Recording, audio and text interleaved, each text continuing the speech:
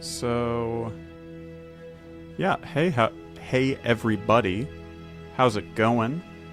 It's me, GateNerd. Kolai will be here in a minute, and actually, what I'm gonna do, this is gonna be real fun. I'm gonna just keep these.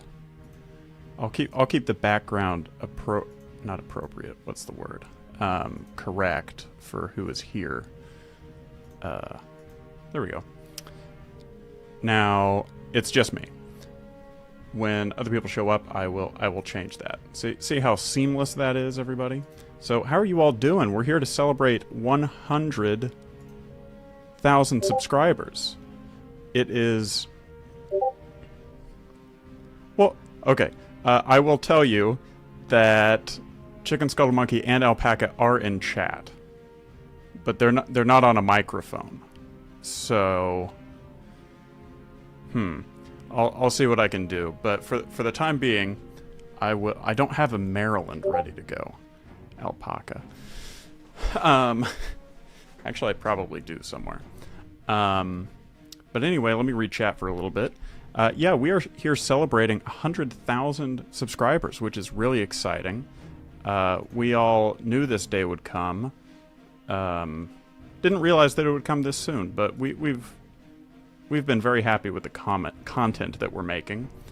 And we think that, we're getting a lot of great people watching it, and we're glad that you all like it as much as you do. I wanted to see how many subscribers we actually had right now. We are over a day late. We have 103,000 subscribers, which is just fantastic.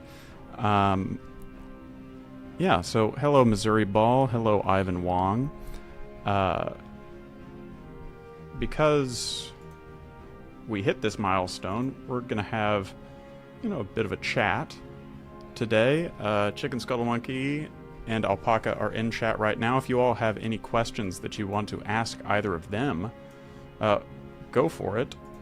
ChickenScuttleMonkey, I know, has shown up on live streams before, but Alpaca, if they have shown up, is fairly rare. So this is an exciting time. So yeah, let's check out. How is everyone? Fredfish, we are doing good. We're doing great, actually. Why is Nepal scary?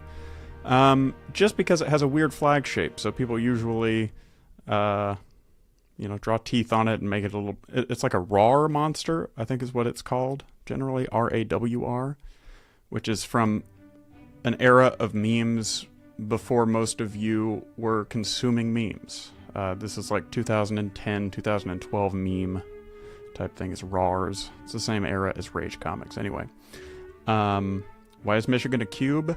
So, there's a joke in Polandball that Israel is a cube or a hypercube because of Jewish physics, and Michigan is a cube, from my understanding, because its flag says circumpence, and circumpence sounds similar to circumcise, which is associated with Judaism, and therefore it becomes a cube.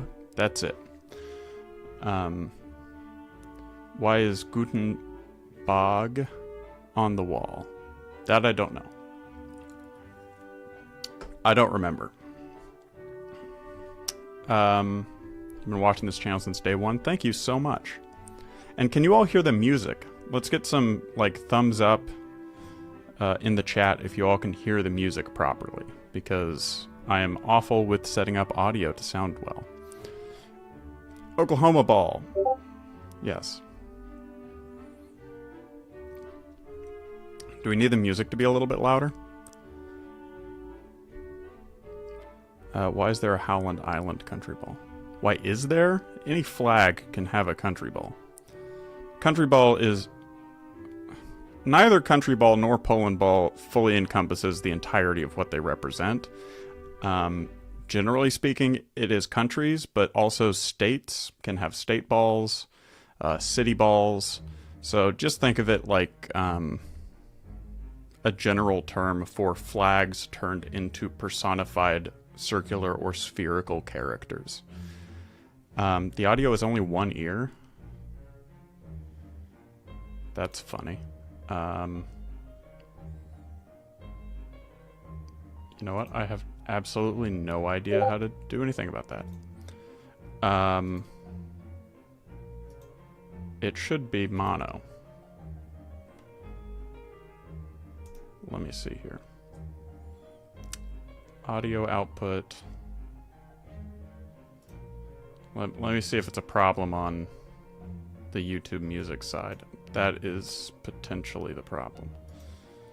Settings. Duplicate mono stereo 2.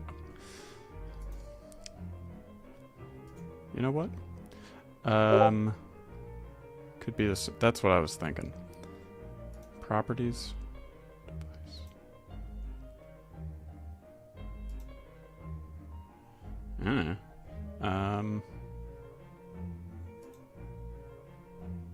I got no clue. Let me see here. Stream. Mono.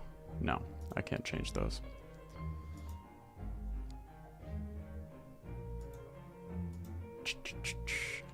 Output. Sound. Bingo. That should be mono. Thank you, Alpaca.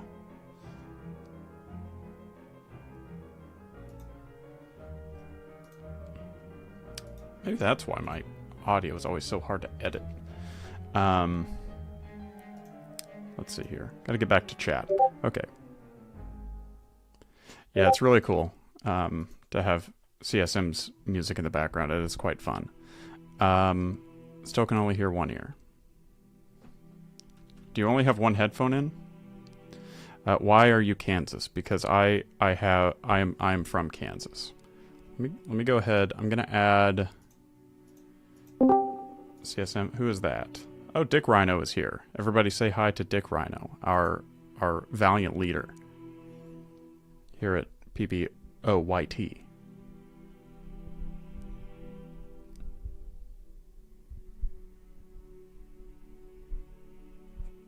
Let me see.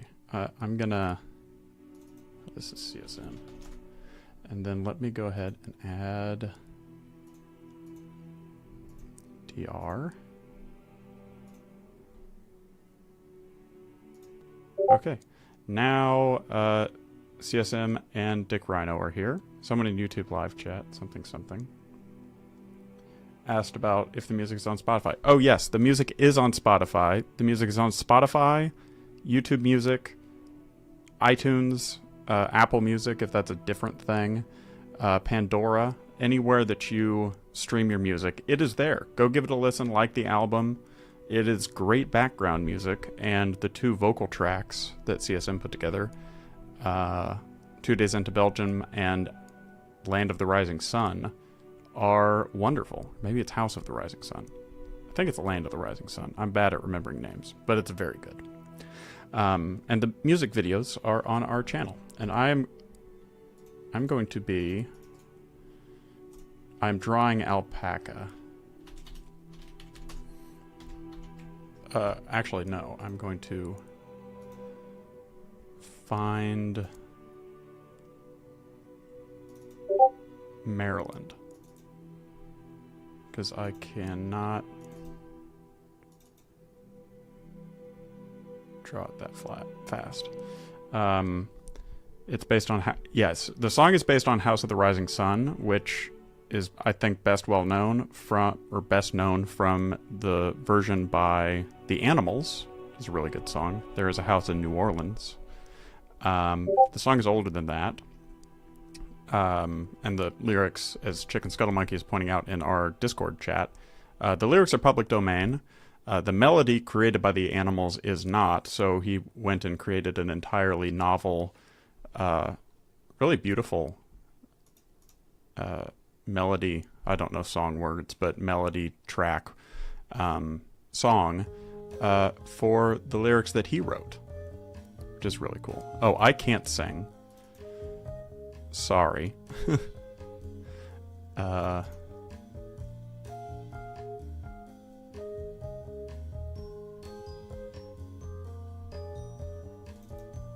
I think that I have...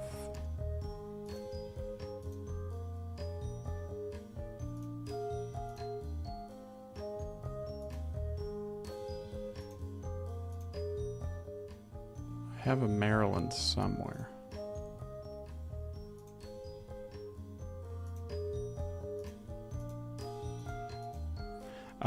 Let's see here. New video. 4 days into Belgium. Yeah, 4 days into Belgium. That's funny. I can't hear you, DR. That's strange. I don't see your little icon saying that either. So, let me see here. Hey, thank you, Valdinar Roland, for the 220 DKK. Let me see here. Need to do audio volume mixer. Discord should be...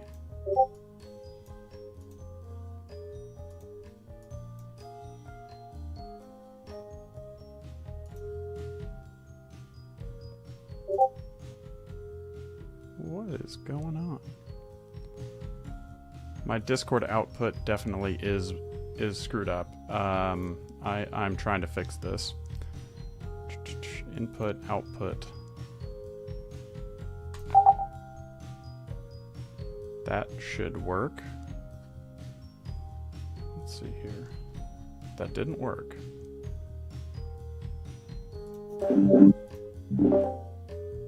Okay. No.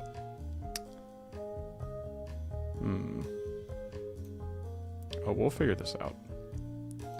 Output device should be here. Output device should be here.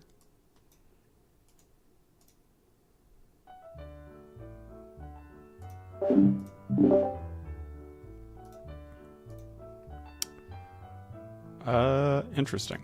So, yeah, chat. Hopefully, I can figure this out. I'm so sorry. You know, I'm not too technically well-versed. Input device, output device. Why on earth? Okay, let me see which of these is the right one. Yes. So I know which Discord output is the correct one. It says that DR is muted. Is that... You know, I don't know.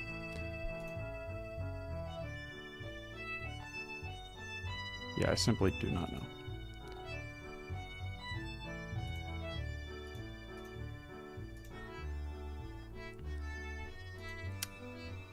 Okay. I think it's working because I can get Discord to play as an output. Now, I was muted, so... Oh, I can hear you now. Okay, that's good. Then it works now. Yeah, so everybody should be able to hear you.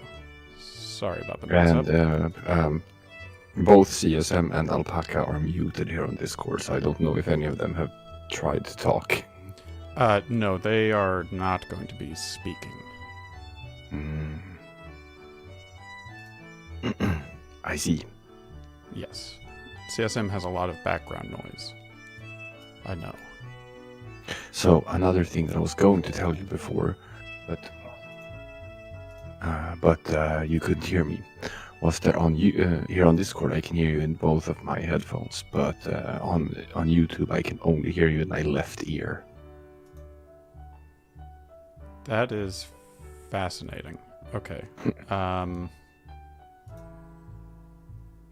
Because I don't even know. Okay, global settings. So it turns out I have, I'm on my laptop speakers, but it turns out I have a moment to join the voice and chat. So, hello, those of y'all in the YouTube live chat, and Dick Rhino and GateNerd. Hello, CSM. Hello. The response, jump scare. Joe donated €6 and asked, "Is this a Joe Rogan podcast?" It's better. No, it's better. Here you only get funny misinformation. Yes. And thank you for the $6 or €6. That's like $20 or something. I don't know. No, it's not. Yeah, sorry, Ben Cog. I'm on my laptop microphone. It doesn't sound bad at all. It's a better laptop than the one that I used to have. So, well, technically I still have it, but Save England. Yes, the Polandball music is already on Spotify under That's right. ChickenScuttleMonkey. That's right. For everyone asking when we're gonna be on Spotify, we are in fact on Spotify. Just don't you can't search for Polandball. Just search for ChickenScuttleMonkey because he is the actual artist who is making these songs. So You know they're what? on Spotify in his name. Let me type Polandball and see what comes up on Spotify. Yeah. Oh, this is my library. Wait a second. Just gonna search the wider Spotify, see what comes up. Oh, you know what? If you start typing Polandball into the Spotify search bar, then the album shows up. Oh, yeah, it does. Yeah, it does. My wife checked it on her phone just now to see too.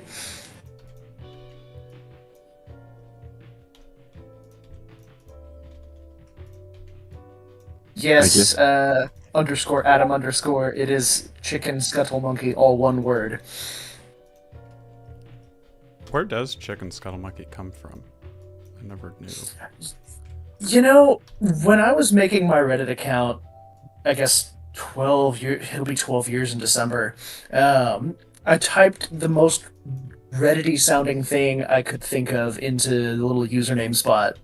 And lo and behold, apparently it sounded like so many people were saying it sounded like a Giphy cat link.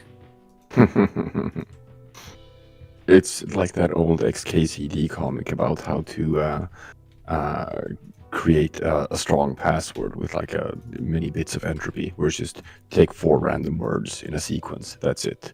None of this stupid nonsense of numbers and symbols and capital or whatever. Elite speak.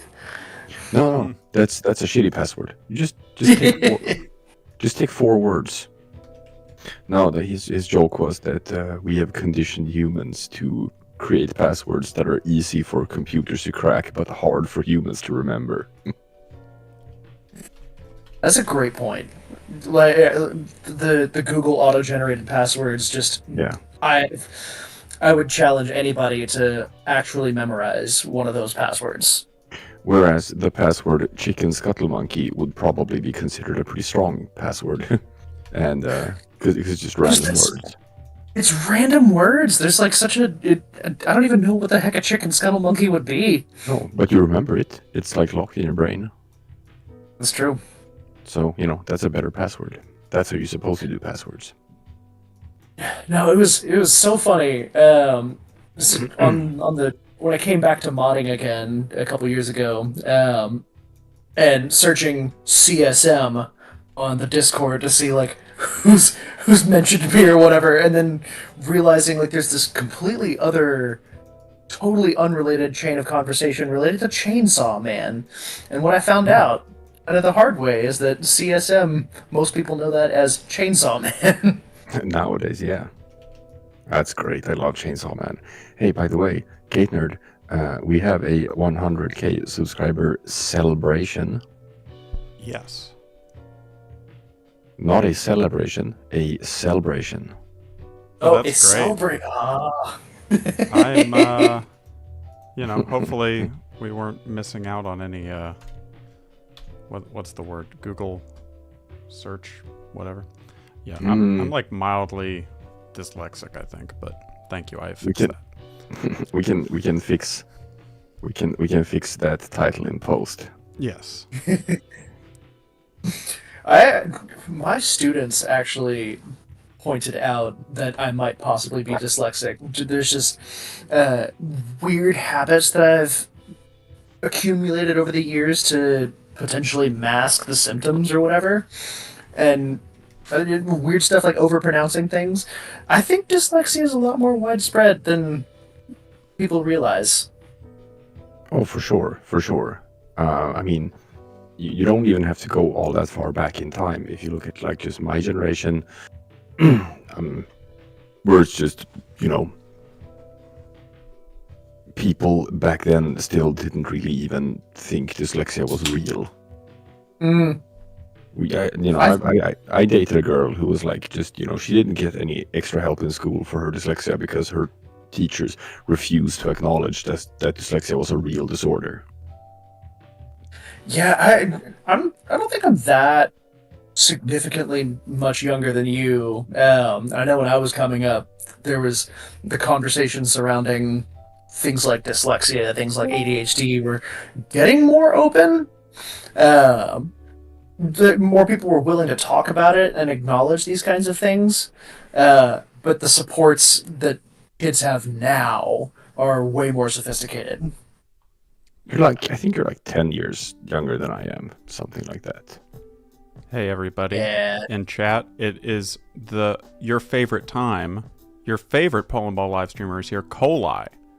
That means that we can finally get good viewer numbers. I'm just kidding. We've been pretty good the whole time. But hey everyone, how's it going? Now it's a real party. It is. Is this the most of us that have been on a live at one time? Yeah, we're basically just missing Aaron. Is Aaron around? Yeah. Aaron is in the woods. Oh, still. Or maybe he's on the road. He's sick because he swam in a bog. I'm not even joking. So all this lore about Aaron being in the basement. Yes, and sometimes we let him go into the bog. It's just what he's like. He sees a bog, he's got to go in. Yeah, we were grinding drawings out of him for like 2 weeks straight. Poor guy. Like he made hundreds of drawings over the course of only a few days where he was like actively doing it. It was incredible. He deserved the vacation. Oh yeah, Aaron is the backbone of all of the art that we put out. Something like, if I had to guess, I'd say 90-95% of all the art you see in any of our videos, other than live streams, is Aaron's doing. Definitely.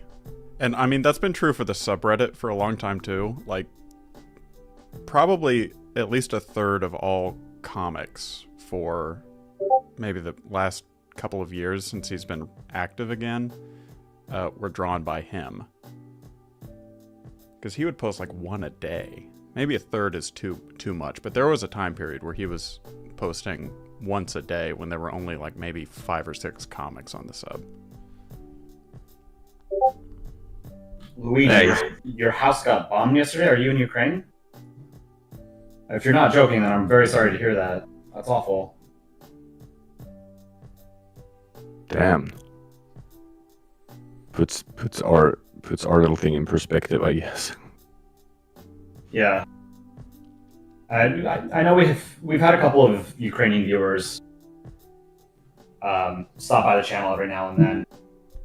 It's weird that most of us are sitting in safety and comfort, and yet every now and then someone comes across our channel, in a very sort of different and decidedly less safe situation. Oh, his house in the next town? That's still pretty scary, man. Stay safe.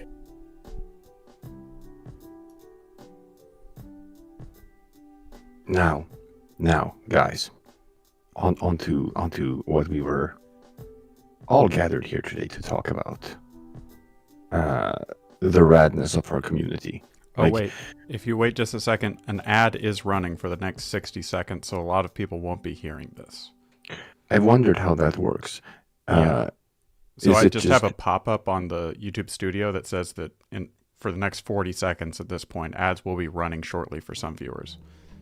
Yeah, okay, but they're skippable, and it's like, does the live stream just sort of like freeze for them, so that then later they'll be on like a 40-second lag or something?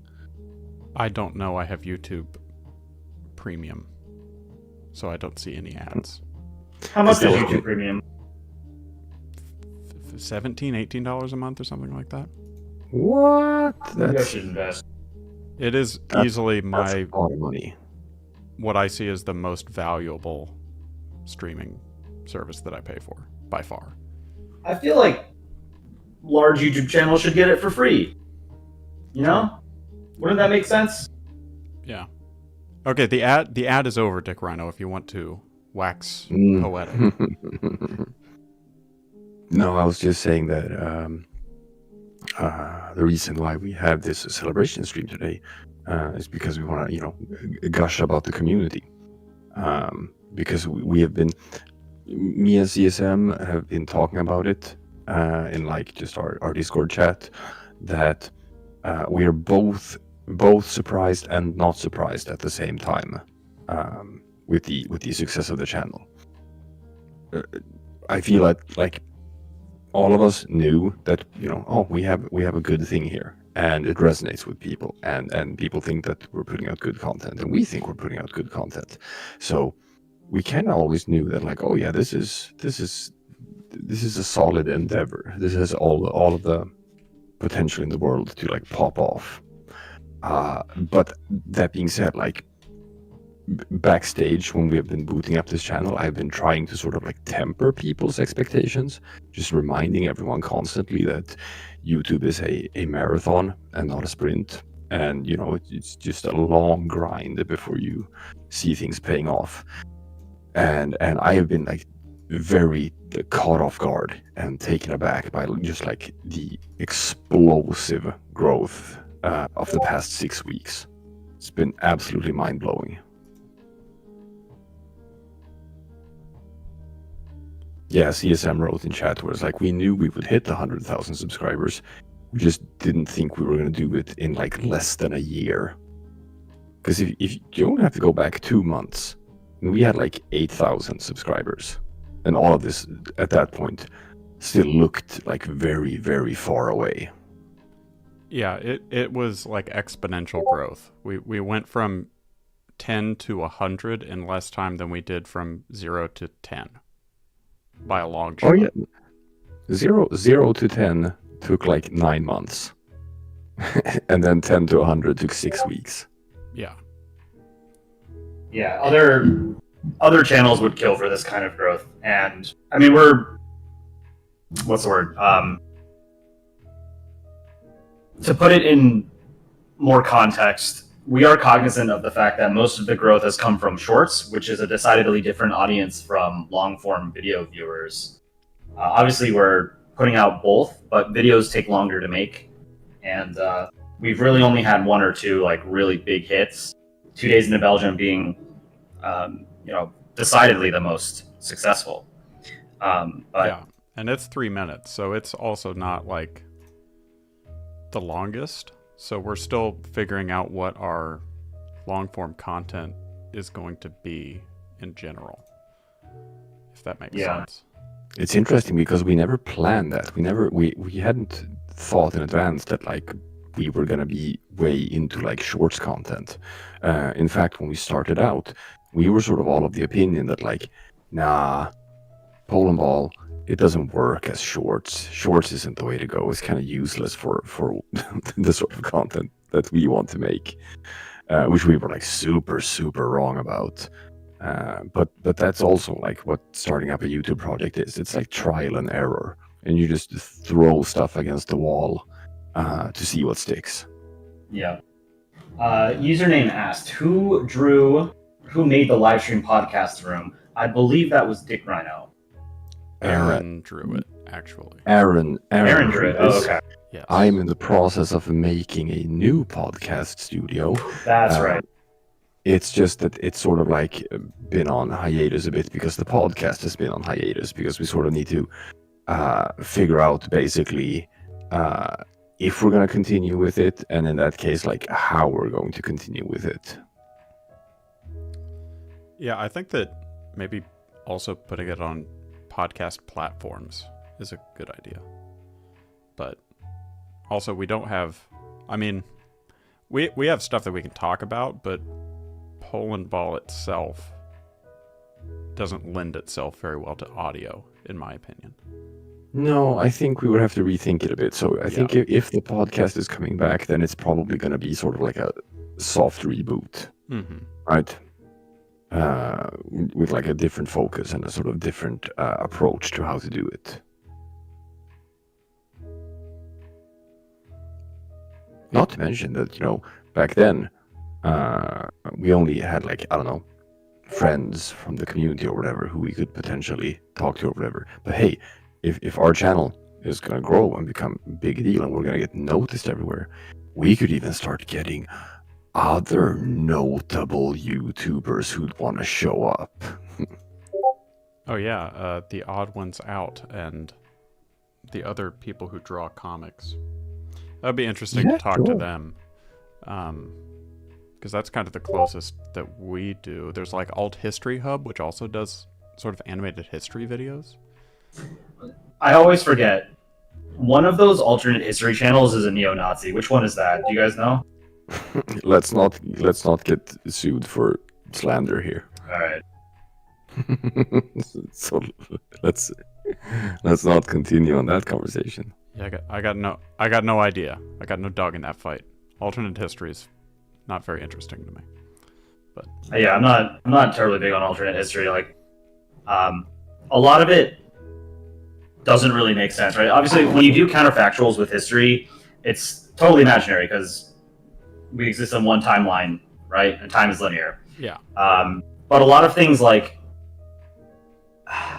oh, if this war had gone this way instead of that way, then like all of history would change. Like, yeah, well, it didn't, and it didn't for good reason, right? Like, World War II is very often used as an alternate history, like playground, I guess, right? And there was no way that the Axis was ever going to win World War II. Like, it just wasn't going to happen, So like, getting into alternate history there, like, you have to really suspend disbelief. Something like what's the name of that series? It's based on I think it's a Philip K. Dick novel, Man in the High Castle. Oh yeah. Like, the idea that the Axis would somehow subjugate the Soviet Union, the entirety of the Americas, and all of Europe is just like a ridiculous concept. It was not going to happen. It simply wasn't possible. So I think, indulging in alternate history I put it on sort of the same level as like reading Lord of the Rings or fantasy, right? It's straight up just so removed from what could have been possible that I can't take it seriously, Yeah, I saw a really good clip, and it's kind of related, and I think you'll understand why I think it's related. But it was from Stan Lee talking about like power scaling and who would win arguments with comic book characters, and he just like went on a small rant in the way that Stan Lee often did. That wasn't really a rant, but just talking about who would win in a fight between so and so. Well, whoever the writer wants to win. Yeah. Right? Yeah. That's how alternate history works. You can justify anything. You can make a chain of coincidences or whatever, and there's probabilities that things can happen. But, the way things turned out is the only way that we can say for certainty is the way that causes can lead to effects. So, yeah. I've always despised the whole power scaling community. I think that whenever they show up, they just ruin fan bases. Yeah. Because it's the most shallow and least interesting way to analyze any media. Mm-hmm. Whereas like you can take any sort of media and be like, here's all of the fun things that we could talk about and break down and discuss. But instead, the only thing we're talking about is like who would win, which is so goddamn boring. And it's also like it's become very sort of like formulaic, and it's not even on the cool level of discussing it. The cool level would be like, oh, well, Spider-Man, he has his web shooter, so if he were to face off against this guy, he would probably use his web shooters and to disable that power, but then that guy has this ability which could do this. That's what power scaling discussions used to be like. Now it's just like you analyze all of the tools or whatever that a character has, and based on that you assign them a number value, kind of, as a character, where it's like, oh, this person is considered a galactic level threat, or this person is a planetary level threat, whatever. And just then based on that designation you decide who wins or who loses based on who has the bigger number. So it is is the boringest and most shallow thing you can talk about, and they talk about it in the most boring and shallow way possible. Well, here's a question. Who would win in a fight? Aaron or who's another prominent animator? Who made Garfield? The Garfield guy. Who'd win in a fight? Jim Davis? Jim Davis, yeah. Aaron easily. Yeah, Aaron would totally win. Now That's because Jim Davis is very old at this point. Yeah. Let's answer some chat questions, as Kolai has so wisely suggested, being that he knows how to live stream much better than me. So let's see. ALC Gamer asked if they can have mod permit. No. See, we can answer chat questions. Let's see here. How do you make your leg better? The communist... Okay, let's get some questions here about the channel. I know we weren't asking questions, so I shouldn't expect them to be in here. But what all do you want to know about how we run things, what we plan to do in the future? You know, Youngblood asks, what is the plan to get more long-form channel viewers? Well, we do know that there is some overlap. There's been some discussions on YouTube about that, where it's like, is there any overlap at all? Do shorts viewers translate into long-term viewers? Some people say that they don't translate at all. That it's just going to be like two completely different fan bases. I don't think that's exactly true for us, because I think that Country Ball's enjoyers, all of you people out there, I think it's like one of the most sort of like loyal and invested fan bases out there. Whereas like you typically want to just consume any and all Country Balls related media that you come across. You just want to see everything and all of it. So I do think specifically for Country Ball stuff, I think there is some overlap, and I think there is some conversion where shorts viewers are going to look at the long form stuff as well. It's hard for us to really know because we haven't really, ever since the channel exploded, you know, besides the music videos, we haven't really put out any long form videos. For a while. For a while. Yeah. So the last time we did put out a long form video, that would be the EU video, right? Yeah, I think we had maybe 20 or 30k subs when we put it out. So it was after we had started exploding, but not nowhere near where we are now. Exactly. Yeah. And that video has 20,000 views compared to like just, you know, our Polandball news network, which we considered like getting good views back then, and they landed up at like 5,000 views. Yeah. That was our like best content back then, and they got like 5,000 views. Yeah. So we're experimenting. We've got a really good idea for the future, which is basically taking shorts and making longer form sort of comedic scripted content that is more similar to shorts than the long form content that we've made before. So we're really excited about those. Yeah, we have one in the works that'll probably be like a 2 or 3 minute long video. I think I've mentioned it on stream before. It's called Empires Anonymous, and I don't want to give away too much more than that, but it's a fairly long script for, like, it's too long to be a short, which is why we're just going to make it a video. So going back to the original question, how are we planning on getting more views for long form videos? Put simply, we're just going to make more videos, and we're going to experiment with different kinds of videos. So music videos seem to work well. You guys seem to like them, but obviously music is, people have particular tastes. So some will hit, some won't. The Land of the Rising Sun is significantly different in form from 2 Days in Belgium. So it might not necessarily appeal to the same kind of audience, but, you know, we have fun making them, and we're responding to what you guys like. It's for any of you out there that aspire to be YouTubers or cartoonists or musicians or whatever, and, you know, want to share your art with a larger audience. The simplest piece of advice I can give to you is to give people what they want. Play to your strengths, right? Like, and this was a learning experience for us. Like Dick Rhino said earlier, we sort of wrote off shorts, for many months after the channel was formed. And it's only, I think, in May that we started pumping out shorts. in hindsight, it was a very obvious thing for us to have done from the start, right? Like, our strengths are making cartoons, making comics, right? Shorts are basically just that, but in a video form. So it's something that we should have been doing 10 months ago. But we were fortunate that, we're not 4 or 5 years into this project before finding that out. We have a couple of people asking if we are planning on starting a Patreon or if we're planning on starting a membership program for this channel. Short answer, yes. Yes, we are planning on doing that. We're hammering out the details, but that is coming. We also have a question from Gabtint asking if I am gonna go back to reviewing Reddit comics and making more videos like that. And I think so. I hope so. I've explained, a couple of times in the Discord and on the channel, whatever, that I have a small child. I have a daughter, and I'm currently on paternity leave.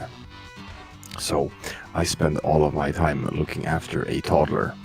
But my hope is that when she starts preschool, I'm gonna get a bit more free time so that I can put more time into channel projects than I can do today. Because believe it or not, those React videos, they take a long time to make. They really do. So it's even if the finished video is only 20 minutes long, it probably takes 10 hours or so to make that video.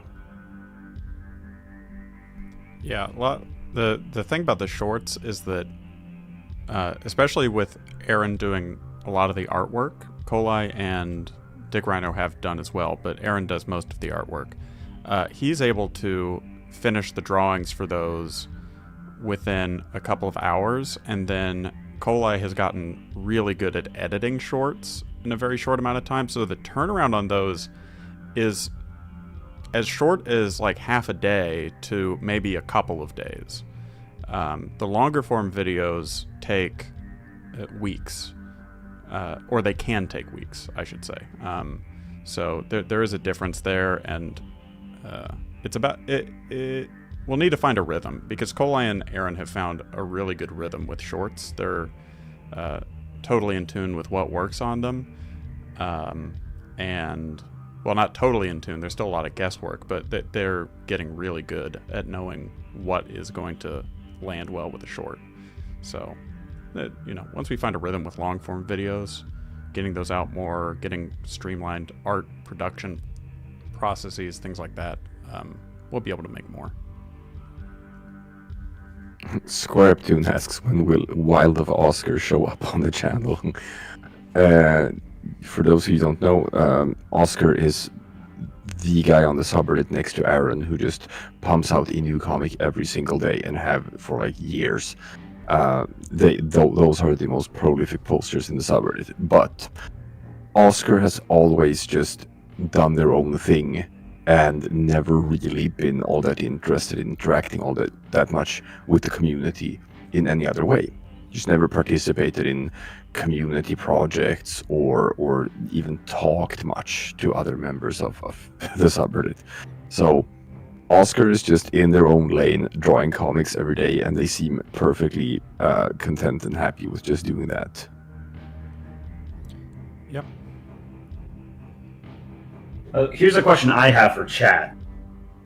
So Polandball as we know it today is still really very much centered around the Polandball subreddit and the community that's been fostered there. So there's the various sister subs like Planet Ball, State Ball, and Polandball Art. To me, speaking for myself, I've been using Reddit for 15 years. It feels like it's a dying platform. And I'm curious how many of you actually use Reddit for anything other than Polandball, or even if you use it for Polandball. What are your general thoughts on Reddit as a platform for Polandball? Here's something I think, and why we do have started hearing that Reddit is for boomers or whatever. It's because old Reddit old.reddit is the only tolerable way of browsing it. Anytime they did a redesign and it was shit, and then they did like a new redesign and it was shit, and then they did like a new redesign and it was shit, and they've just gotten like more bad, more on the bad, more bad, and more like ad ridden as well. And if you join Reddit today, it just defaults to like all the new versions. That most people who join Reddit today don't even know that old Reddit exists. And even if they did know that old Reddit still exists, they would probably like be too turned off from it just because it feels more like an old message board. It's like our old generation's way of using the internet. So I think old Reddit is still attractive for people from our generation. I don't know in what regard Reddit at all is attractive for the younger generation. Yeah, we call it new Reddit, but I think new Reddit's been out for like over a decade, and I still don't use it. I use old Reddit. Yeah, but they have a new redesign now. It's not even new Reddit anymore. Now it's called Shreddit, so it's sh.reddit. Really? What is that? It's just a new. It's another redesign. Oh, well, I mean, they didn't get me on the first one, and they didn't get me on the second one, so No. they're never gonna get me. Yeah, it's okay if you like are really interested in something. It's still probably the best platform for communities.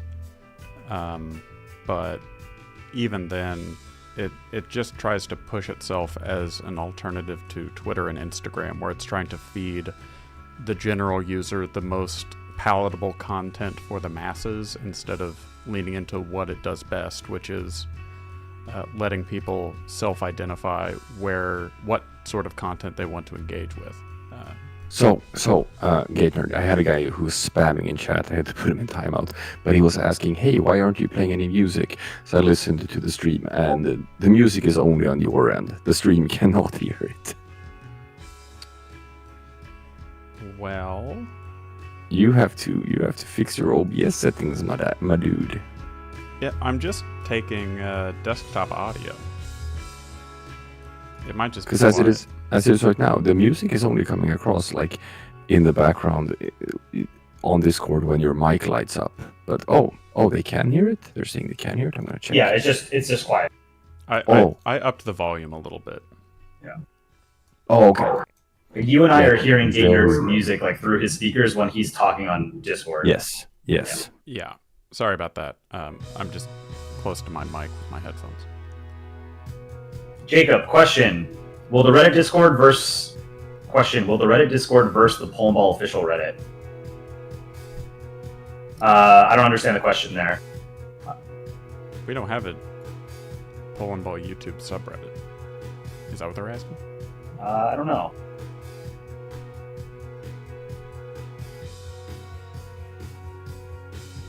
Yeah, I don't think we'll ever have an official subreddit for the YouTube channel because that's what the r/Polandball subreddit is for.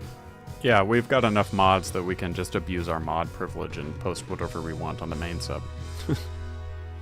ChickenScuttleMonkey, maybe Jacob's asking about merging Polandball community and Polandball YouTube Discord communities. That's Oh, legitimately okay. not a bad idea, actually. Yeah. I think it kind of already serves that role because I have seen some meta comics about the YouTube channel and the YouTube community on there, which are technically allowed. So I don't think we need to officially do anything, but it's already filling that role. Someone's mic is echoing. It's probably GateNerd's if I had to guess because I think you have your speakers on in the background. No. I just have okay, all right. my headphones for some reason are very loud out the side, so I apologize. Oh, you know what? It's probably me because I'm listening to my speakers. Oh, okay. I can change that. Man, y'all need to get with the program. You gotta when you're streaming and interviewing, you just gotta use headphones, man.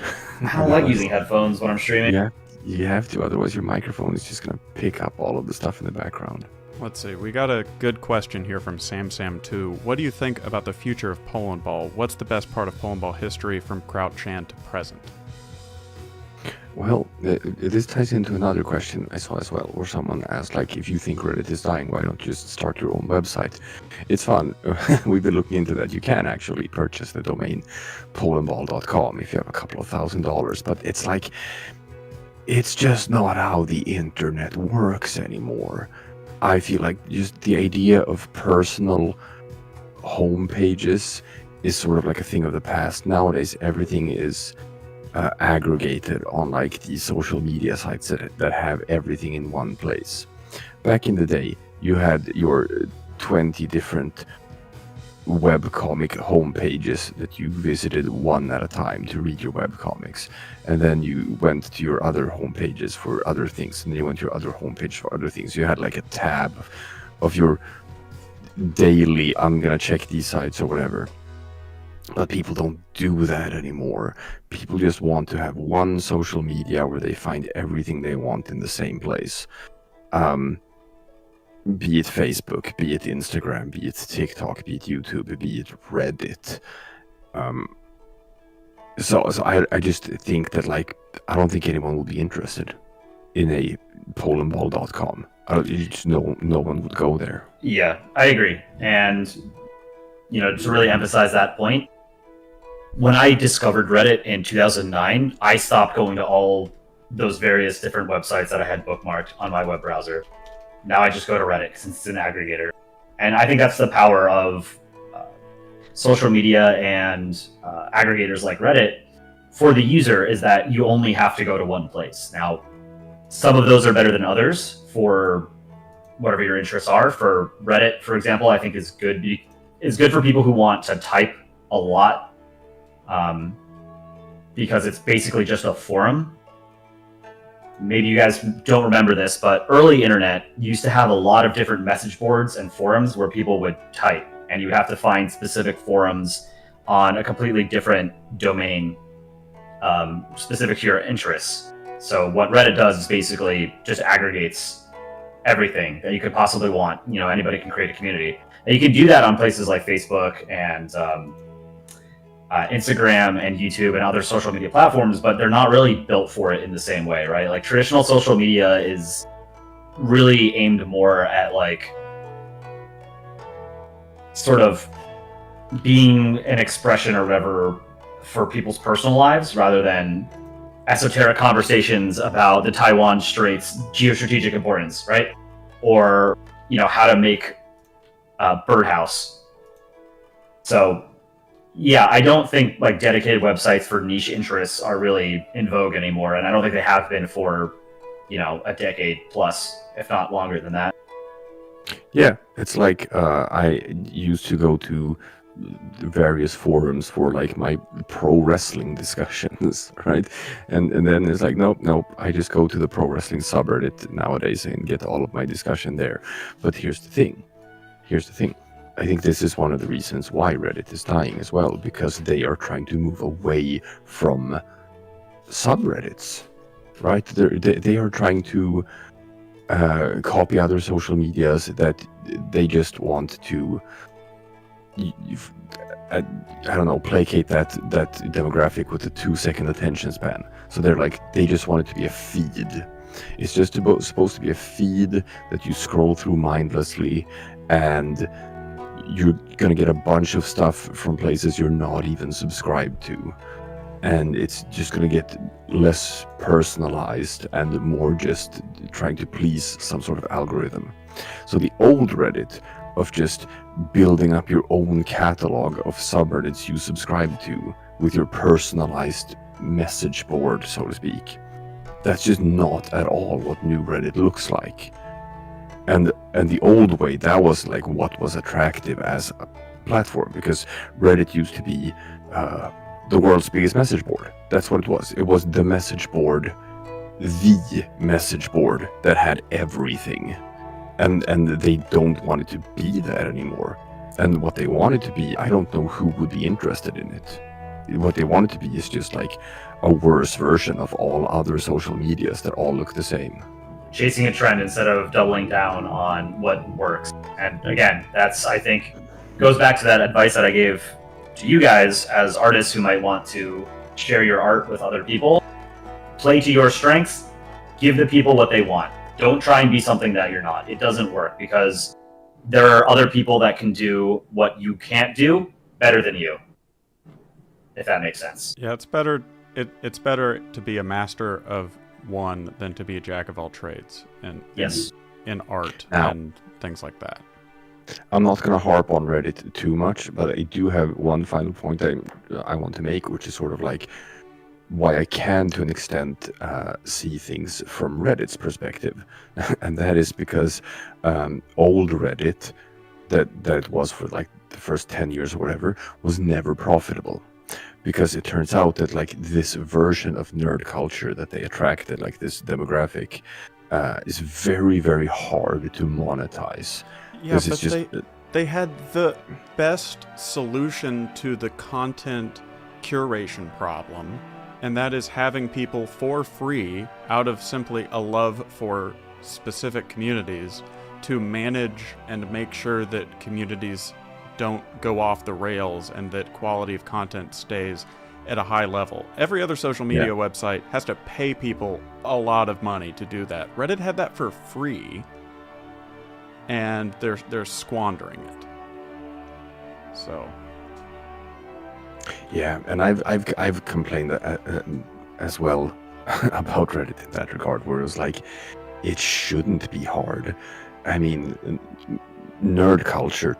Look at Marvel fans. Okay, when it comes to like hyper nerds, they get so engrossed in their hobbies, and they are goddamn more than willing to open their wallets. If you can't figure out how to get nerds to spend money, then you are really, really bad at your job. Let's field some more questions. yeah, have you used the Q&A feature? Oh no, never mind. I haven't figured out how to use it, no. Okay. But I was just gonna read questions off from chat. Boston King asks, do we know the username of the person who drew Spooked Israel? No, we don't. That has been lost to the annals of time. I think FM Roman asked a little bit earlier if we have hobbies outside of Polandball. So get to know the channel staff. Yeah, what about GateNerd, do you want to go first? I can go first. I've made other videos for longer. I know Dick Rhino has too, but I've made videos on TikTok for about 2 years before I started making stuff here. And so that would be my other hobby, I suppose. Dick Rhino? Yeah, for me, it's just like I'm a hardcore gamer, right? I play so much video games, and that's why my other YouTube channel is a gaming channel. It's called 2 Star Players. Go check that out. 2 Star Players. Me and my wife. 2 of us. We're 2. We game together. 2. We're stars. Or maybe we're just 2 out of 5. 2 stars out of 5. What do I know? It's a pun. See, it could mean many different things. Haha, very fun. Anyway, 2 Star Players. That's my gaming channel. It's on hiatus now because of the paternity leave thing, but I'm gonna go back to making gaming videos as well on the side, besides just doing Polandball stuff. So that's I say that all the time, that I scored the jackpot in that I have, yes people, I have gamer wife. Cole, what They are your exist. hobbies? Yeah, they do exist. They do exist. I have gamer wife. That is something I brag about every day. Oh, Alpaca answered, actually. Like traveling and seeing new places, also like cycling, but it's kind of hard to do safely in America. That's very true. Americans hate cyclists. You'll get hit by a car Yeah. or a bus. I say car, but it's usually going to be like a pickup truck the size of a tank. Yeah. I mean, besides football, the national sport is slaughtering pedestrians. CSM, do you want to answer? I don't know if you're still here. Sent a chat earlier. It wasn't an answer to the question. No. What about you, Coli? I've shared some of my hobbies with chat before, but Polandball has sort of taken over my life the past 3 or 4 months, which I like. But outside of that, I like reading science fiction, and I like working out, and I like coffee. I play a lot of video games too. Not as much as I used to because I've spent so much time on the channel now, but Yeah. I really like playing Counter-Strike. Counter-Strike's probably my favorite game of all time. Ben Cog asks, do you guys have jobs outside of Polandball? The answer is yes, all of us do. Yeah. It's like Polandball is not our full-time careers or anything just yet. Might be in the future, but it's not big enough yet to where it can like pay the bills for 6 people. So yes, all of us have jobs IRL, and we come from pretty broad, a broad spectrum of backgrounds. I don't think all of us wants to share what they do IRL because some of us care about privacy and maybe not getting doxxed or whatever. But I've already said a couple of times before on stream that I'm a lawyer in real life. Yeah, and I'm an engineer. And then the other ones are more... Well, they're very different from those two. I'll say that. Yeah, I'm an astronaut. Yeah. You can tell from the pictures. Yes, and ChickenScuttleMonkey said that it's popularly known at this point that he is a teacher. Yes. Will we do another Polandball meetup? Official Moth asks. I don't see why not, but we have not discussed it. See, it's so tricky for me because I used to go to Polandball meetups all the time, but now it's like, small kid. It limits you real hard in what you can or cannot do. Yeah. And I've never been to one. I think you, Kolai, Aaron, and CSM have all been. I went to the very first Polandball meetup in 2014, I think. Yeah. In Poland. And I met Dick Rhino there. And that is... This might be interesting to hear, but I think this is probably pretty common for YouTube channels.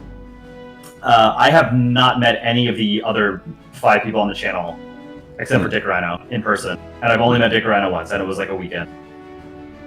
Have you met Aaron, Dick Rhino? No, I have not met Aaron, which is unfortunate. Not that many Americans that I have met. It's difficult to get across the pond. True. And then CSM then has met the most because he's met me and Alpaca. But that's the thing, right? We're Americans, yeah. I'm the only one who's sitting here on the other side of the Atlantic. Yeah. And then there's all of you. You have no excuse for why you're not meeting up more often. Yeah, that is true. It's fair, yeah. U.S. is a big country, though. I'm over here in New York. We've got 2 people all the way out in Texas. That's like a good 2.5, 3 hour flight. Yeah.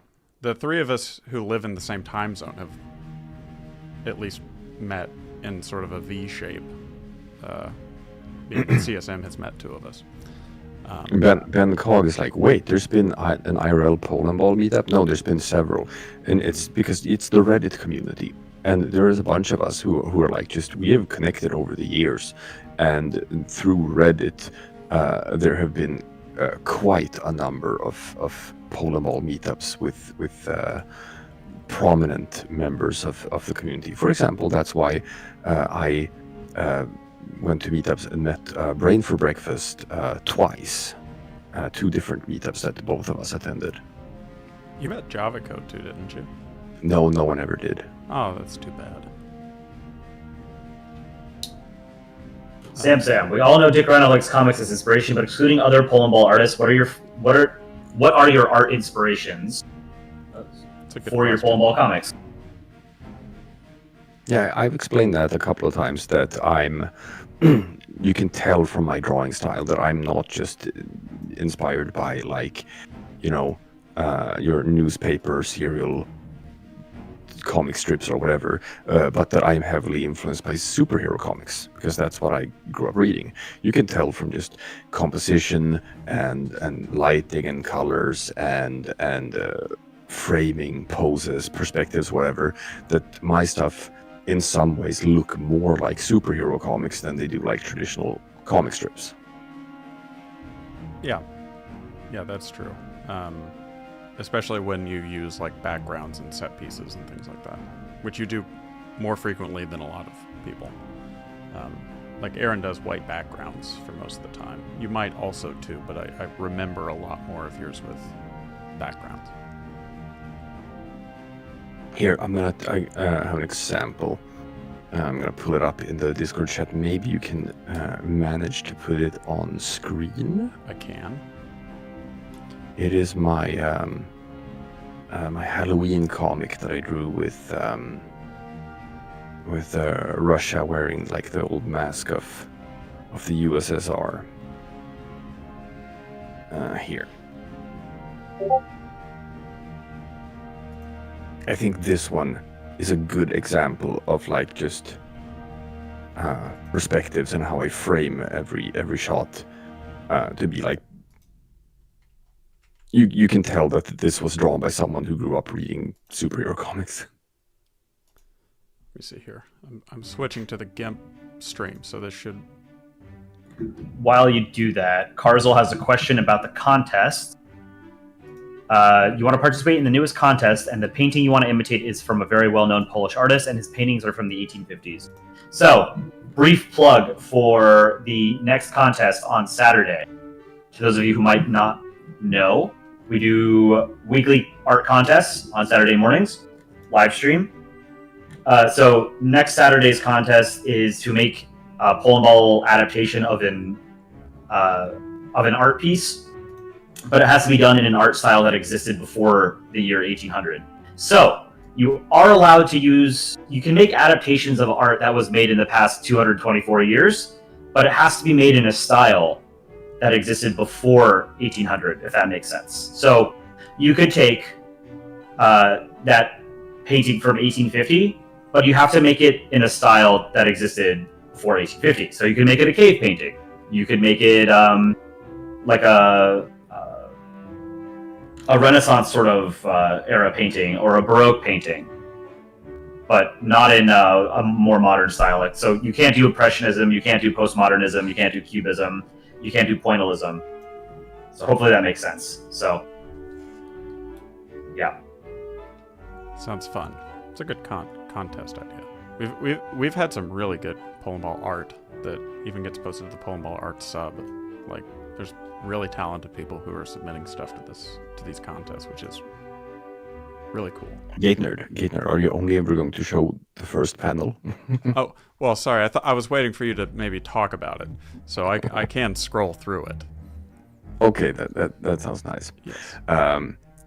But for example, here, how you have the first frame, where it's like the first panel, it's shown over the like from behind Russia, like from behind this over-the-shoulder image, drawn so that like you have this contrast that you can see the big Russia because the camera is way up high, and then you have the Baltic states that are drawn like small children. Reinforce that in the second panel. Like now we're switching up the camera angle. Now to like so you get to see what they see. Yada yada yada. Third panel instead. We go for like, oh, this is the Batman shot, right? Of like looking down from the rafters. Yeah. So, and this is like very sort of like atypical for just drawing like a comedic strip. You normally wouldn't bother with those kinds of like perspective changes or whatever. So I think that is one thing that I have. That sort of sets me apart, where it's like it's something that makes my comics very like easy to identify and see like, oh, this is a Dick Rhino comic.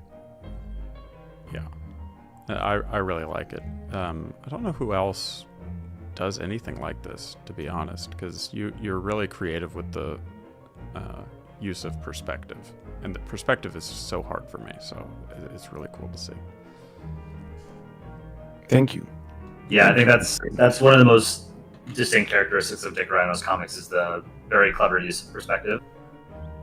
And Dick Rhino is such a prolific and what's the word, like formative person for the medium, that there are plenty of people who just the shape of balls, the configuration of eyes, and sort of the general look of it has been replicated by a ton of people. And although they've gotten to the point where they've got their own style, like Dick Rhino's style is a basis for a lot of art that has come in the last like 10 years. I think he'd be the first to admit it, but Zemonetrom is an example. If you go back and look at like his earliest comics, they really, really looked like my stuff, and it was very clear that he was trying to emulate my art style. And then over time, he developed that into his own art style instead.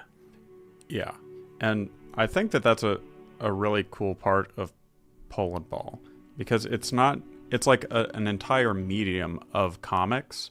And so there's so much room and there's such a low bar of entry that there's a lot of opportunities for people to make their own style that still fits within the broader scope. It's not like superhero comics where you need a relatively high level of artistic ability in order to make them look good. Like even if you look at the early Invincible comics, I think you've read those, but the early Invincible comics don't look great. But that level of artistic ability still is, like, a lot. Like, you have to know a lot about drawing in order to make a not that great looking comic book. But to make a good looking Polandball comic, you need Microsoft Paint and having read, like, 2 or 3 comics before. So that's so cool. I think we can go back to the podcast studio. Yes. I'm just kind of scrolling around it. Yeah. All right, let's get some more questions. There we go. Let's see. What about Orthodox and Catholic icons? Can they be in this contest? Yeah, sure. FM Romaine says, what are some of your guys' favorite Polandball comics ever? Oh, I've said that many times. Russian Horse by Event. That's the best Polandball comic ever made.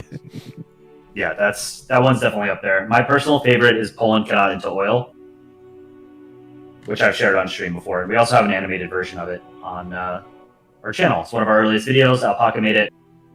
The animation, the original comic is made by some anonymous author. It's a Burn-made comic. I'm a fan of the Spooked Israel comic. That one really captures the spirit of the medium. Question: will this be a podcast? I don't know. Maybe we could. I mean, all of our live streams get uploaded as VODs anyway. But I guess we could probably use ChickenScuttleMonkey's account in order to put up podcasts. I don't know, on Spotify, YouTube. We'd have to think about that. Yes. Oh, ChickenScuttleMonkey answered the question that Burned is an anonymous user on CrouchChan.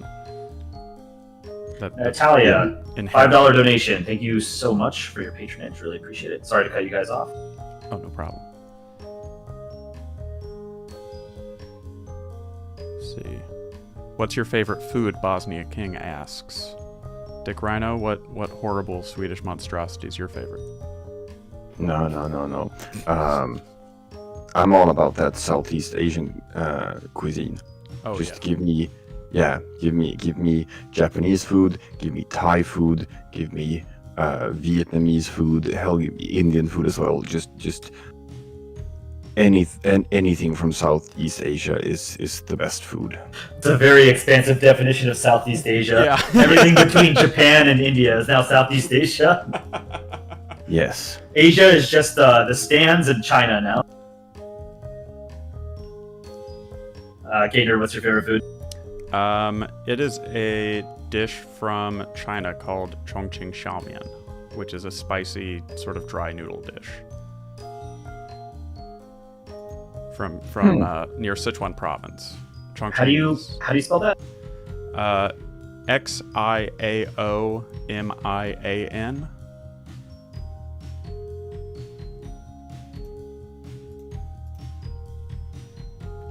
It's like okay. It has Sichuan peppercorns. This looks really It's very good. spicy. I like. I'm gonna order Chinese food tonight again. Yeah. What about you?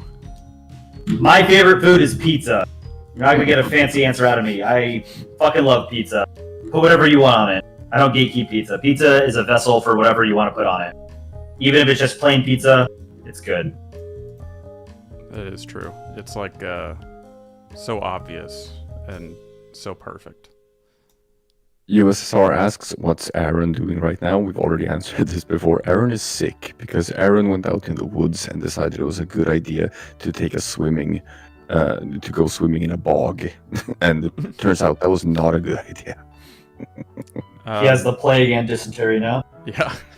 He's patient 0 for some new disease hitting you in 2025. Look forward to that. CHC, some long string of characters asks your thoughts on Chicago deep dish. This is probably specifically for coli. I love deep dish pizza, but it is not pizza. Exactly. We've had this discussion before. Yeah. It is not pizza. It's good. It's good, but it's not pizza. Yeah, my hometown is where Pizza Hut was founded. The best pizza. So. All right, so we're gonna bomb that place. Alpaca's favorite food is stir-fried tomato and scrambled eggs. I translated it from Chinese. Yeah, my wife loves that. I can't stand it because I don't really like tomatoes, whole tomatoes. Here's a good question from Sam. What's the best thing to happen in Polandball's history, and what's the worst thing to happen in Polandball? I'll start by answering the first question, and then you guys maybe can disagree or agree, and then I'll let you guys answer the rest of it. I think the best thing to happen in Polandball's history, other than it being created by Falco in the first place, is the subreddit. The subreddit is where Country Balls as content was first popularized. So Country Balls has expanded beyond Polandball. Polandball is a very niche part of the Country Ball community at large now, but it really started on Reddit in 2013-ish is when it started to blow up. I agree. I think that's the best thing that's ever happened to Polandball and to Country Balls by extension, because Country Balls were a natural outgrowth of the original Polandball format. Yeah, I agree. If it had only stayed on CrowdChan, it would have never become the global phenomenon that it is today. So 767 creating the subreddit and just getting some eyes onto Polandball stuff on Reddit was the watershed moment. Yeah, and I will say that more in like a more broad sense, it's not really an event, but myself being a moderator for a long time, the people who have been in charge of moderating the subreddit have kept it so pure and like helmed the ship so well for over a decade that is like really commendable. Dick Rhino and Aaron and ChickenScuttleMonkey are mods from way back in the day, and so their influence on the community, a lot of memes and a lot of Reddit things, even outside of Reddit, just memes, internet communities have gone the way of the dodo or lost their original charm or turned into something different or gotten monetized into oblivion. I know we're monetizing it, but you know what I mean. So that's like the best thing that has happened for Polandball, just like against what it could have been. Ben Cog asks, what happened to 767 after the foundation subreddit? Do we know what happened to him? Yes, he's still around. he never went anywhere. It's just that he has never been the hardest worker in the subreddit, and just, drifted away from it over the years. He still shows up every couple of months to just leave a random comment or whatever, but other than that, he has just sort of like drifted away and doesn't actively participate in running the subreddit anymore, and haven't for many years. I'm gonna answer what's the worst thing that has ever happened to Polandball. It's gonna be somewhat personal but universal as well, and this is probably always going to be my answer, and that is the death of Java code. Because he was never all that well known outside of the community, because he was just only concerned with like tinkering with stuff behind the scenes. That's the only thing he wanted to do. But he was a machine, and 767 was the guy who created the subreddit, but then the first crop of moderators who came in was like Norway Burned and Java Code and the Reasonable Camel, and Java Code was like just the guy who did everything. He created the user flare system. He came up with the monthly contests. He organized all of the theme days. He was just like always tinkering with the subreddit and doing stuff that most people, it's like that Futurama episode where Bender gets to be God because a meteor crashes into him while he's floating around in space. I love that one. And a small colony of people just start growing up and like forming a civilization on him, and then they all die. But he talks to God in that episode, and God tells him, when you've done a good job, people won't know that you've done anything at all. And that's sort of like what Java code was to Polandball. And him dying was probably the main reason why I took like a 4-year-long break from Polandball and just drifted away, because for the longest time I just didn't think it was fun anymore. Polandball stopped being fun when he died. And it took like, I don't know, probably a grieving process of like 4 years before I felt like I actually wanted to return to the medium. Yeah, that's a good answer. Java code was very much responsible for everything that was happening behind the scenes. My custom user flare on the subreddit was made by Java code, so it's a nice little token to remember him. But all of those little flares he was responsible for. Back then it was like anyone could just request a custom flare basically, and they just typed it to him, and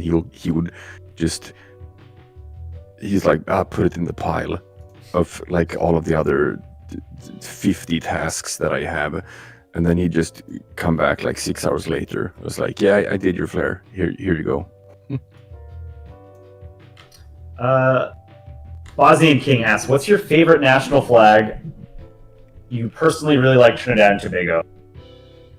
Yeah, that's a great flag, Trinidad and Tobago. My personal favorite national flag, I've said this before, but I think the best tricolor is the French flag. I don't know if I'd say it's my favorite flag. I really like Bhutan's flag. It would be hard for me to choose one national flag. I'd have to look at a whole list of them, but France would be up there, Bhutan would be up there. What about you guys? I don't know. Rivergee County in Nigeria. Favorite national flag? Well, they'd have to be like a breakaway state in that case.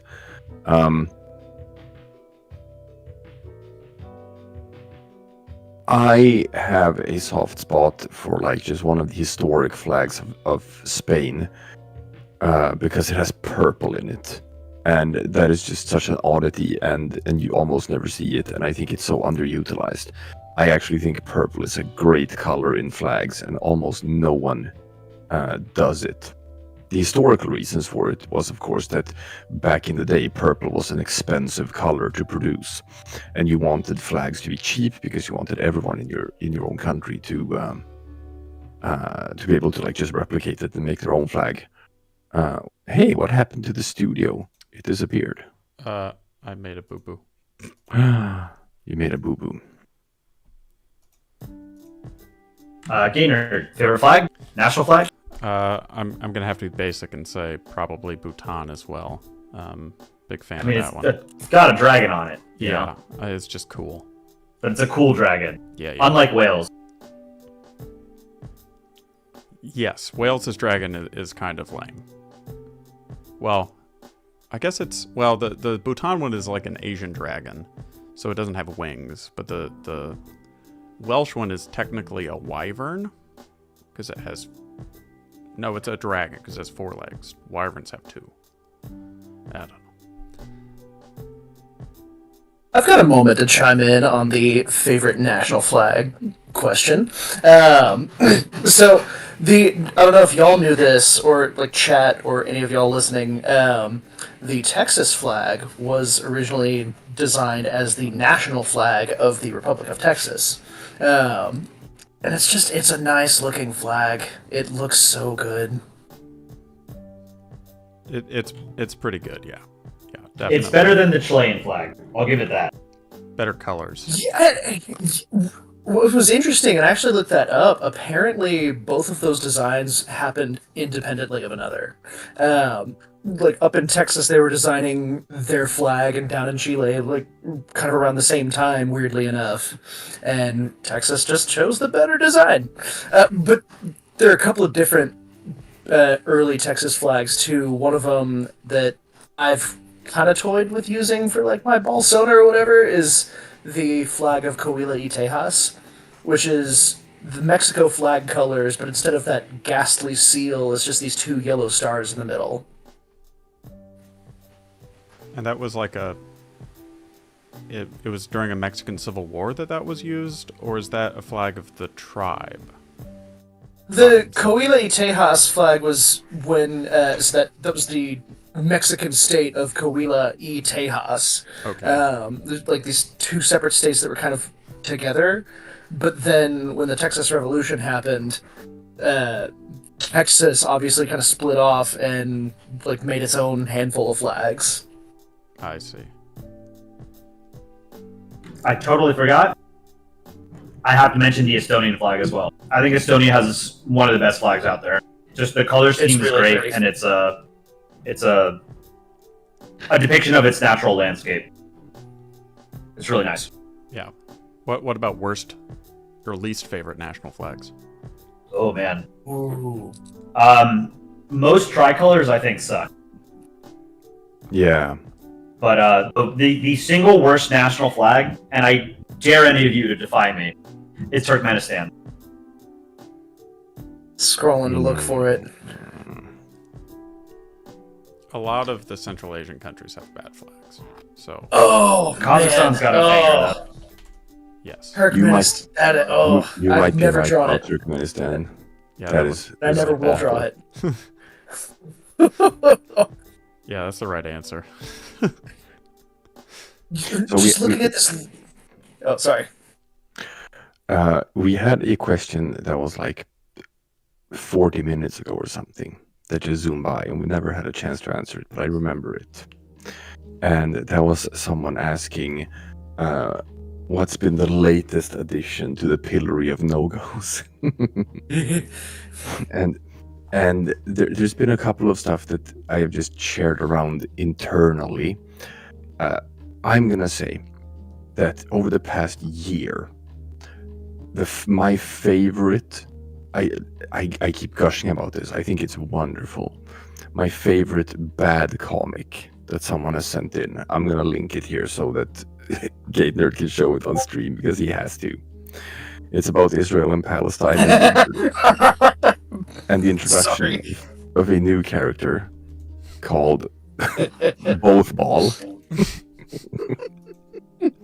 That's why I started laughing because I saw the comic. Yeah, I showed this one to you before. GateNerd can throw that on screen. Yes, I think Polandball is the funniest character in a long time because it's so meta. It's so high concept that they made a country ball representing the concept of both. Which is just so I have shit posted internally with other people and just doing stuff with both ball. I'm gonna throw some of my my both balls up in chat. And I don't know, GateNerd can decide. Yeah, you should show these. Oh god. Yeah, I just read that. Okay, that's enough of that one. Okay. No, that one's funny. Keep that up there for a bit. We'll go to another one. We don't want to get demonetized. Yeah, you're right. Okay, take another one. Or just any one of my both balls. We'll do this one too. This one's really good.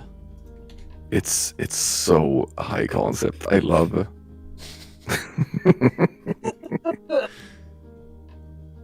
Both, like the way they drew it, kind of reminds me of an old Rage comic face. Oh, absolutely. It's the shape of that one. Yeah. Yeah, that's a good idea. Did that person end up with approval rights eventually? I hope. Or was this their only contribution? So anyway, that's my answer. That's the funniest bad comic that I've seen in a very long time. It's funny because like the good comics get remembered, obviously, but I also feel like the truly catastrophically awful comics also get immortalized. Stuff like Both Ball, stuff like the Spooked Face. Yeah, but it's rare. It's rare, okay? Because most of the bad comics that get sent in, like 99.99% of them, are just sort of like awful. And then you have 1 in a million where someone draws Both Ball and they just don't even realize what the magic that they have created. Well, it's fun. So back last summer, those of y'all on stream who don't know this about Reddit, last summer the algorithm was really messing with us, and we were just not visible on, and we found out that it was the approved submitter system that we had been using correctly for the past 12 years at that point. And so what we did to get around this was essentially set up our auto mod to remove comics if you're not unapproved or like on the approved submitters list. Yeah, so technically speaking, it's a bit of a technical discussion here, just so people understand. It used to be that you had to be an approved submitter in order to post in the subreddit. We had to change that because Reddit was like suppressing our subreddit because we had it set up in a way that they didn't like. So now the button is lit up. Now anyone can push the button and they can submit a comic, but if they aren't an approved submitter, it's going to get auto removed. But people think that they can post. And as a result... Yeah, you're about to say the same thing. Yeah, you pick it up. So, for years and years, the approved submitter system, the way we had it set up, you have to send in your approval comic, and we review it, and then you can post if it passes our examination. But now that anybody on the internet can hit that button and submit whatever they want to submit, there are so many comics that we've been missing out on these past 10, 11 years or whatever. Yeah, no, it's real bad. It's real bad. If y'all only knew.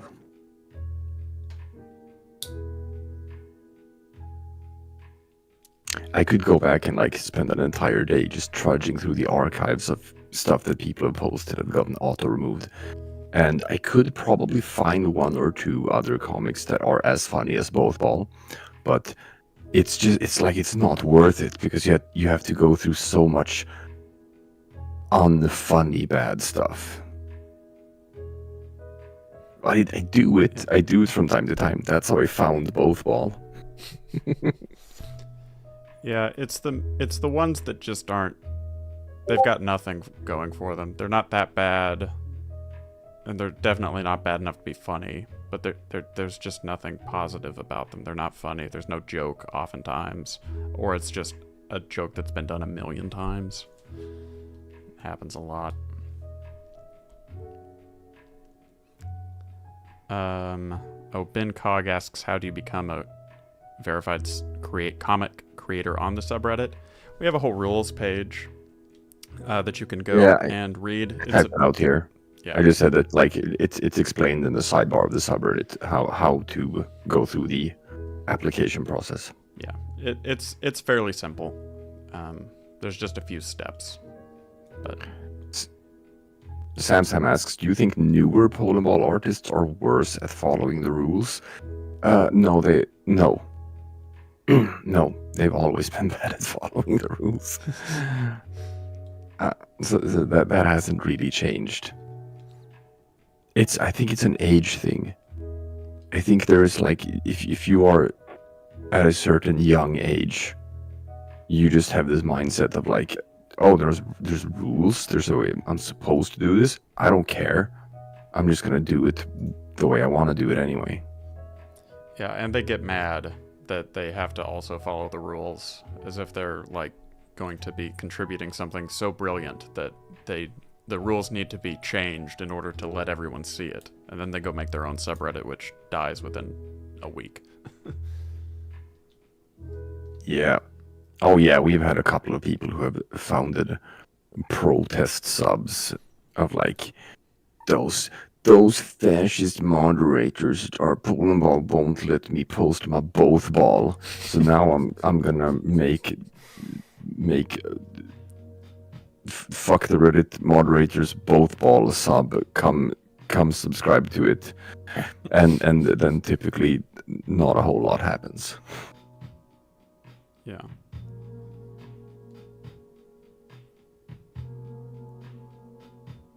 What other questions do we have? Why'd you all sound like you haven't slept in about 2 days? Well, I have to speak in a very low voice because my daughter is sleeping. So I have to be very, very close to the microphone and do my ASMR voice.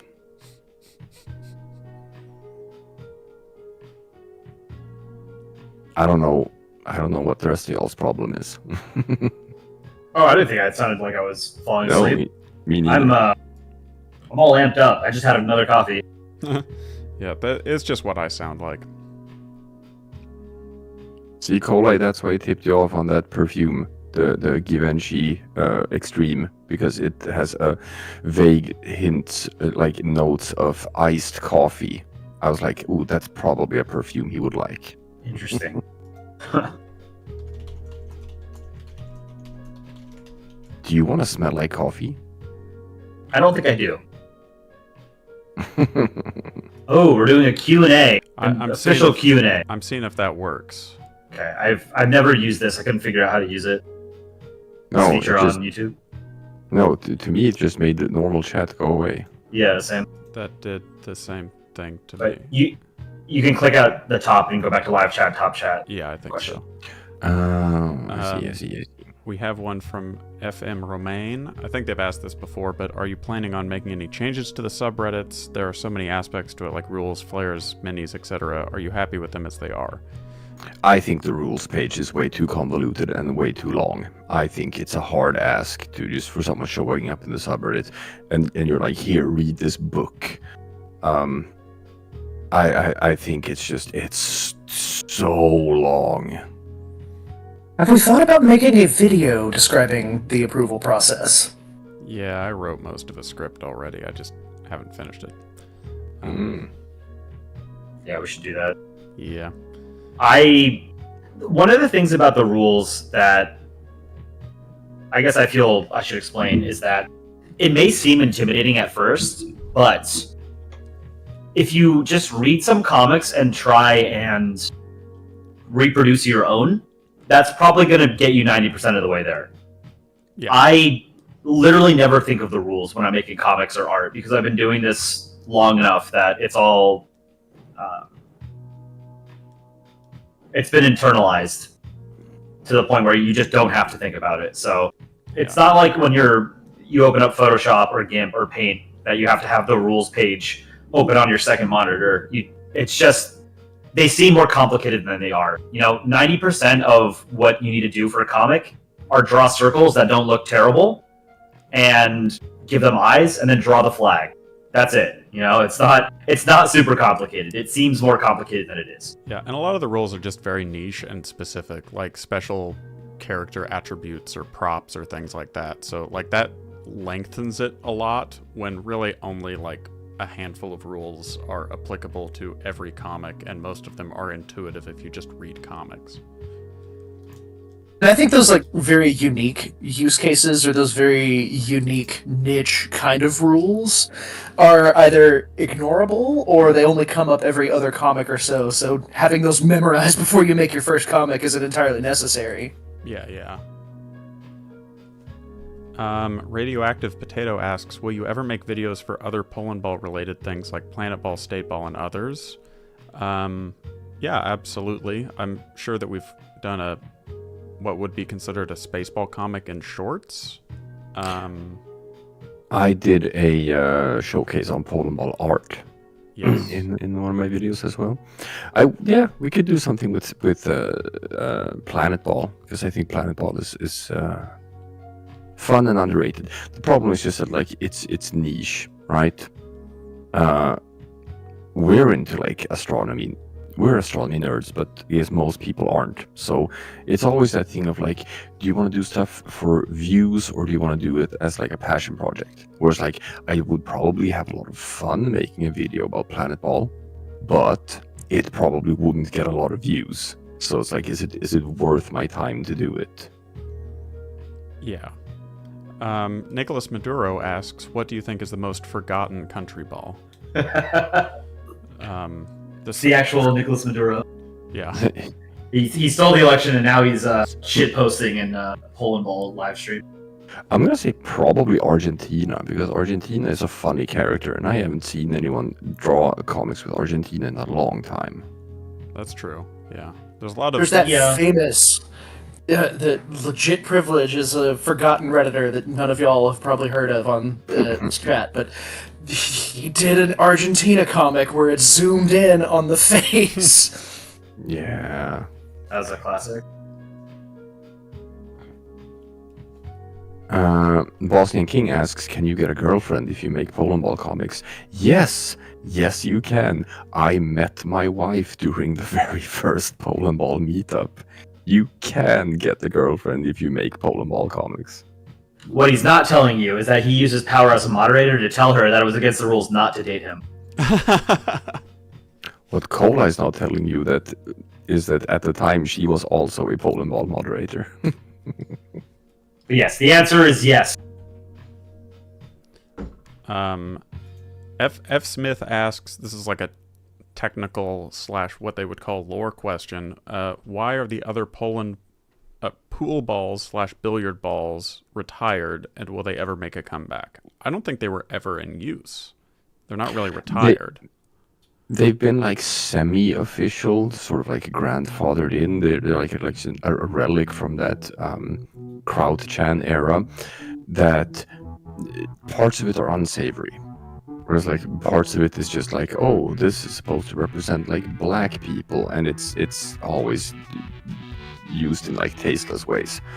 Over time, we've tried to find better uses for them. So it's become like the idea was that it symbolizes like certain peoples who exist as a sort of like nation, but who don't really have a flag associated with them. But it becomes tricky, and you always have to like just explain it to anyone who's new to the medium. It's because what are these cue bars? I don't get it.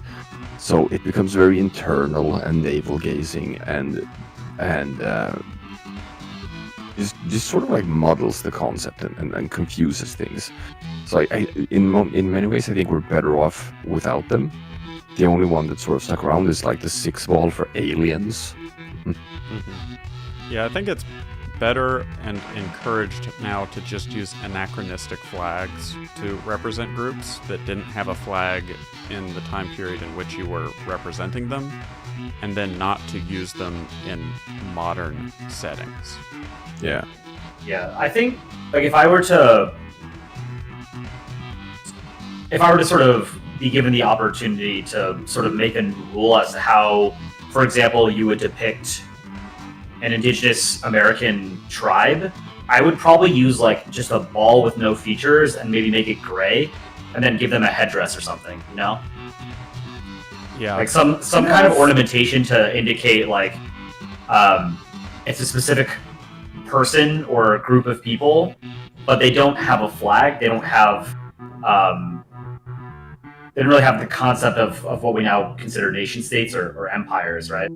Yeah, I would just use the modern flags of the tribes if they have them.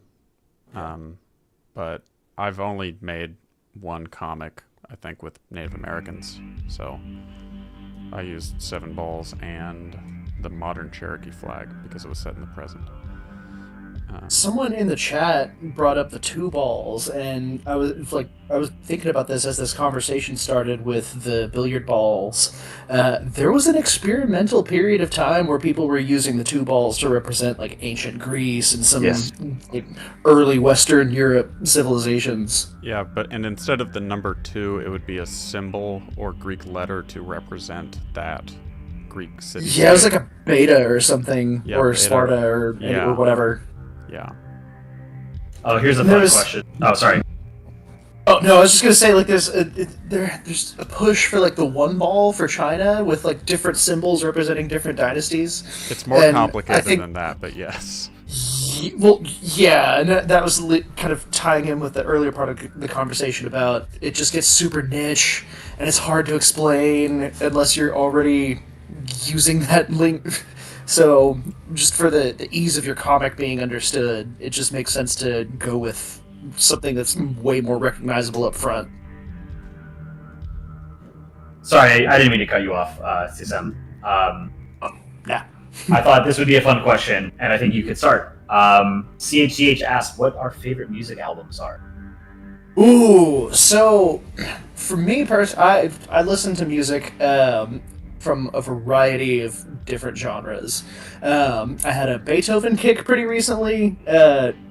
Fun fact: the opening notes of his Fifth Symphony are in 4/4, and that da da da da doesn't start on the one of the beat. So those of you who know music, but I am currently listening to that Chapel Roan song, Pink Pony Club, because it's catchy, and I've thought about maybe doing a song for the channel based on that.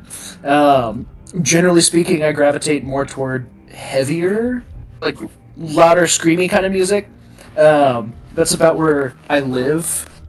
But I take inspiration for the music for the channel just all over the place. If that answers that question for some of y'all.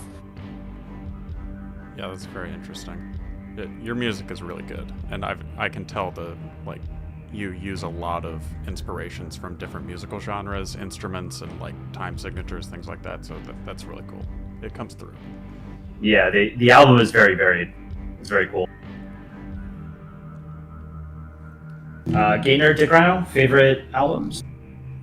I think I've talked about it on stream before. A post-rock band called Dredge put out an album many years ago called El Cielo, which is just so far ahead of its time that they didn't get as big as they probably should have been because they were just too far ahead of their time. And now they've been on hiatus for like 10 years and probably won't release any more music. But, just super formative for me. I was a much more of a sort of like simplistic metalhead before then. And that album just sort of opened my eyes to like, oh, okay, music. I thought this is what music is. Suddenly, this just blows the doors wide open. It's like, oh, okay, this is what music is, or this is what music can be. And I can tell how much it broadened just anything I listen to. That is such a clear delineation for me in like my musical tastes before that album and after that album. So there's nothing else I can answer. GateNerd? My musical taste is very boomer. My favorite album is probably New Morning by Bob Dylan. And then other ones are like All Things Must Pass by George Harrison and Back to the Barrooms by Merle Haggard. So a lot of country music in there too. But, if you're Gen Z or whatever, just ask your grandpa what music they listen to. That's probably what I listen to. I'm one of those guys who actually I always get flack for it, but I'm like, I don't understand why people like Bob Dylan. I'm not a huge fan of Bob Dylan either. That's fair. I totally understand that. I'm a fan of the lyrics, and I really like harmonica. I love harmonica, And if you love harmonica, it's easy to get into Bob Dylan. My favorite album is Junior by Royksopp. They are like the Norwegian Daft Punk. It's my no-skip album. Probably my only no-skip album. Oh, I think somebody, F. Smith, said Irish Rebel music. I love Irish Rebel music. I listen to a lot of the Dubliners, and the Pogs are really good. I don't know if that counts, but listen to a lot of Irish music, actually. What's her name? The woman who tore a picture on SNL. She died. Sinead O'Connor. Love Sinead O'Connor, too. Oh, Dictodom is in the chat. Dictodom is a wonderful Polandball artist, but they ask, who is your favorite Polandball comic art creator, and why is it Zemo?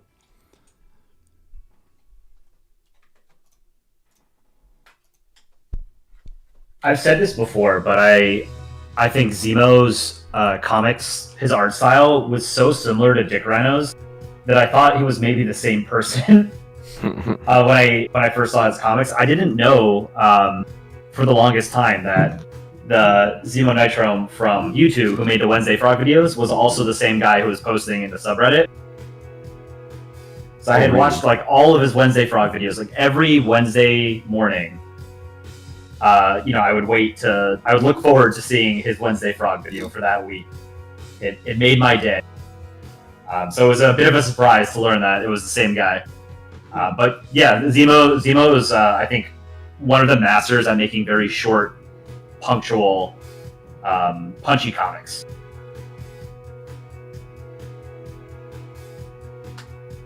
Dick Rhino? You've said before a few times, but... It's Event. Event is my favorite comic Polandball artist. It's not even close. Yeah, Event is definitely up there. I don't know that I could pick just one person. I was most active on the subreddit in 2013, 2014, 2015. So my answer is going to be more biased toward the people who were more prolific during that era. I would say that the comics I looked forward to the most reading were Dick Rhino's comics. Remember, he posted 10 years ago. But a lot of the little quirks in my art style are straight ripped from Dick Rhino's comics. Thank you. That is humbling. I love him. Obama giving himself a medal. Yes, everyone is a Dick Rhino alt account. We all know this. I think when it comes to just, it's, the writing, the comedy, like Event is, I just think his comics are the funniest ones. But when it comes to just what I think is peak Polandball art style, whereas like if I could draw like this, it's like this, it's Taong Kalye, the Filipino submitter. That's a great answer. I love that art style. It's so perfect. It's exactly the right point of like just the mix of simplistic MS Paint with like just really beautiful high art stuff. And it even when Taong draws like, very detailed, very gorgeous scenery or whatever, it still looks like a comic. It doesn't look like a painting or whatever, it looks like a comic strip.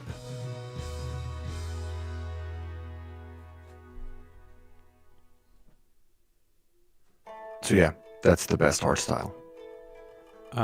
Ben Cog has asked, is there an official or semi-official subreddit for ideology balls? I don't think so, but there is a political compass ball subreddit. It's not associated with us, but I think it's fairly popular.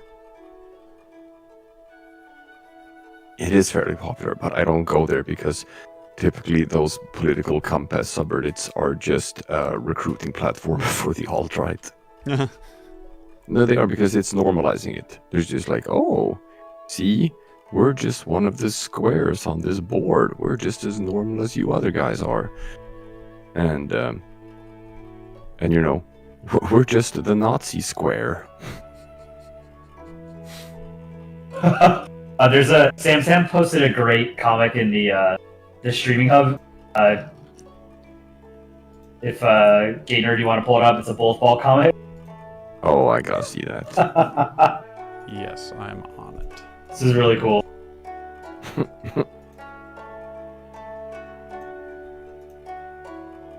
Yes. You should frame Yes. that. Put it in your kid's bedroom or something. My daughter is both ball.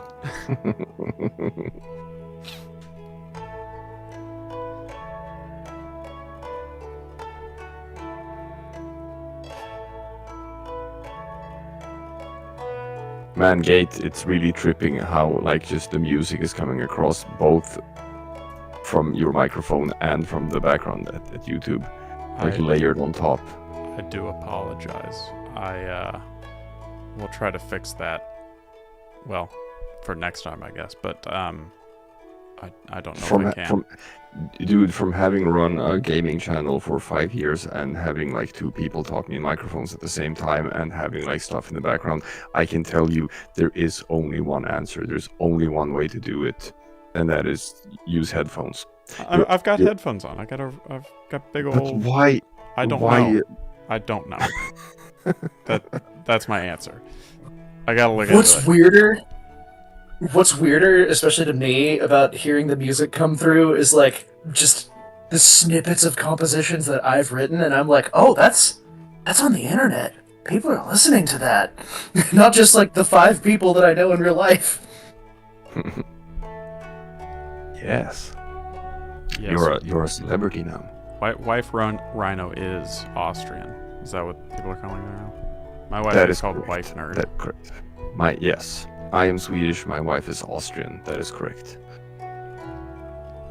Velo asked an interesting question. What is your favorite painting / what is the first one that comes to mind when you're thinking when art peaked? I assume this means in general, not just Polandball art.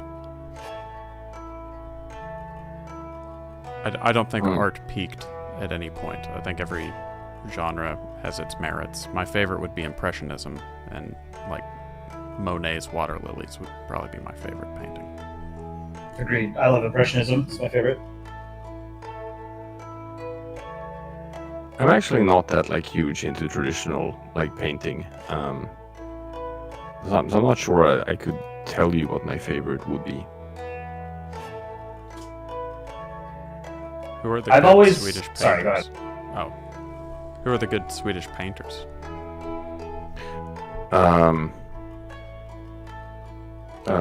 I guess Anders Zorn is probably one of the more famous ones.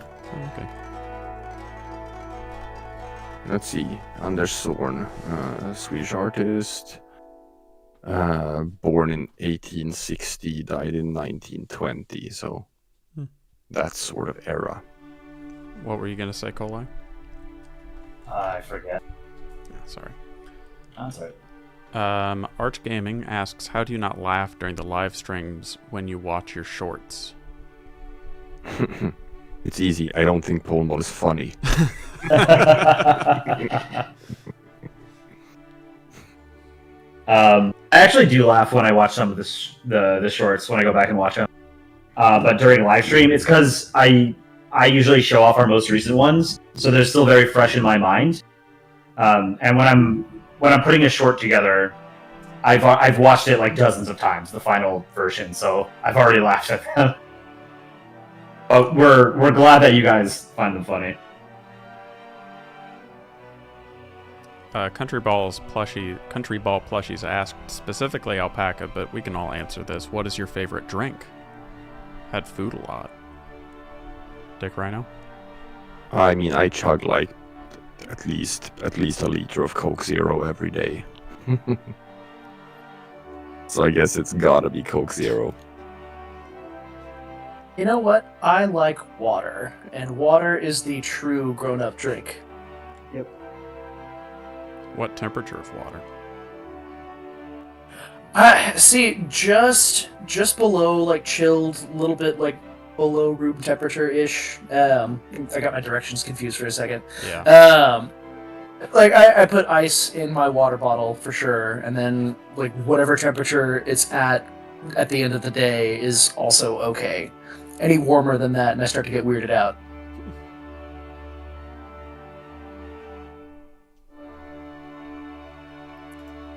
How many Mexican states can you name? I can probably do like 4. Oh man. Well, Coahuila is still a state. I know that. Yep. Oh, there's Baja California, Del Norte, and Del Sur. Or Sur. Jalisco's another one, and I only know this because I think that's the state where Tequila. like a specific region of Jalisco where they actually tequila is from. It's the only spirit that is tightly regulated as champagne. Oh, cool. Chihuahua. This one. Yucatan, Sinaloa. Yeah. I think Mexico City is its own. Mexico City is a state. Yep. Guatemala. Let's see. What flag can you use to represent Colombian Exchange Native American country balls? So by the rules, you would be able to use the 7 ball. You could also, I've seen a Taino flag used to represent the Taino during that time period. So you could probably use that, and I know there's also a Mayan ball. So it would be specific on what group of Native Americans you would want to represent. Some of them have a flag that has been used previously. Others don't. Great Britain asked, what's your favorite YouTuber, excluding yourselves? It's a good one. I'll start that off. My favorite YouTube channel is Cool Worlds. It's run by an exoplanet astronomer who is also a professor at Columbia University of New York. His name is David Kipping. It is absolutely fantastic. I'm a huge space nerd, and I think he has like the best blend of accessible space videos that also doesn't treat the user like a complete idiot or the viewer. So he gets into like fairly in-depth, fairly detailed explanations of a lot of stuff. He does a lot of statistical analysis, and he walks you through it. So like, I'm by no means a math nerd. I wasn't particularly good at math as a kid, but he explains all of the statistical modeling and stuff in a way that even I can understand. And just the subject matter alone, I really like. He's a great science communicator. So Cool Worlds. Cool Worlds. Dick Rhino, what about you? For me, it was a Let's Play collective. They stopped. They're called Two Best Friends Play. Then upgraded to Super Best Friends Play when they added more people, so they were no longer 2. They were like the gold standard for me for Let's Play channels, and just like what it's supposed to be like, how they provide value and entertainment, and the whole sort of like, I don't know, parasocial thing, and just everything clicked. It was like, oh, these are my guys, and I followed them like religiously for the decade or so that they were doing stuff. Then they had a falling out and broke apart. So you only have the archives, but all of them moved on then to become like, started up their own YouTube and the Twitch projects afterward. So now it's Matt McMuscles and Wooly Versus and Pat Staresat, and so they're still like doing it and are successfully doing it, except that they're all doing it like just on their own end as solo guys. But you know, it's good. I still follow some of it, but it doesn't have the magic of the stuff that they did when they were a collective. That was also like one of the reasons why I wanted for a long time to do my own Let's Play channel. But I was like, no, you need that group dynamic. You need that to get that entertainment. I don't want to do this like as a solo person thing. So I couldn't do it until, you know, I got gamer wife to move to Sweden. And then I was like, hey, guess what? We're starting a YouTube channel. We've got... I'm going to have to leave here in a little bit, but we have one really good question from Ben Cog that I think is a good stopping point, although it will warrant a bit of discussion. Why did you create the Polandball channel? And more importantly, what was the idea behind it? Oh, cashing out, son. Yeah. No, look, look, I say that jokingly, but here's the thing. This was a discussion that we had internally for a long time. We've always, in the subreddit, we've always kept everything like, no, we don't want people to profiteer from Polandball. We don't want people to like capitalize on it. We want this to be like for everyone and just like a pure medium or whatever. And that worked so long as, you know, we had control over the medium on Reddit, and we could sort of like decide that like, no. But that was like naive. It was naive of us to think that way, because what happened was that outside of Reddit, people just capitalized on Polandball anyway, and usually people who like weren't actually the creators of the comics, they just took stuff and then they just ran with it and made money off of other people's work. And we sort of realized after a while, it was like, it's kind of messed up in a way that the people who actually make the comics and the people who actually were the ones who built this community up from the ground are sort of like the only ones who aren't allowed to profit from it while everyone else is. It just didn't make sense to us.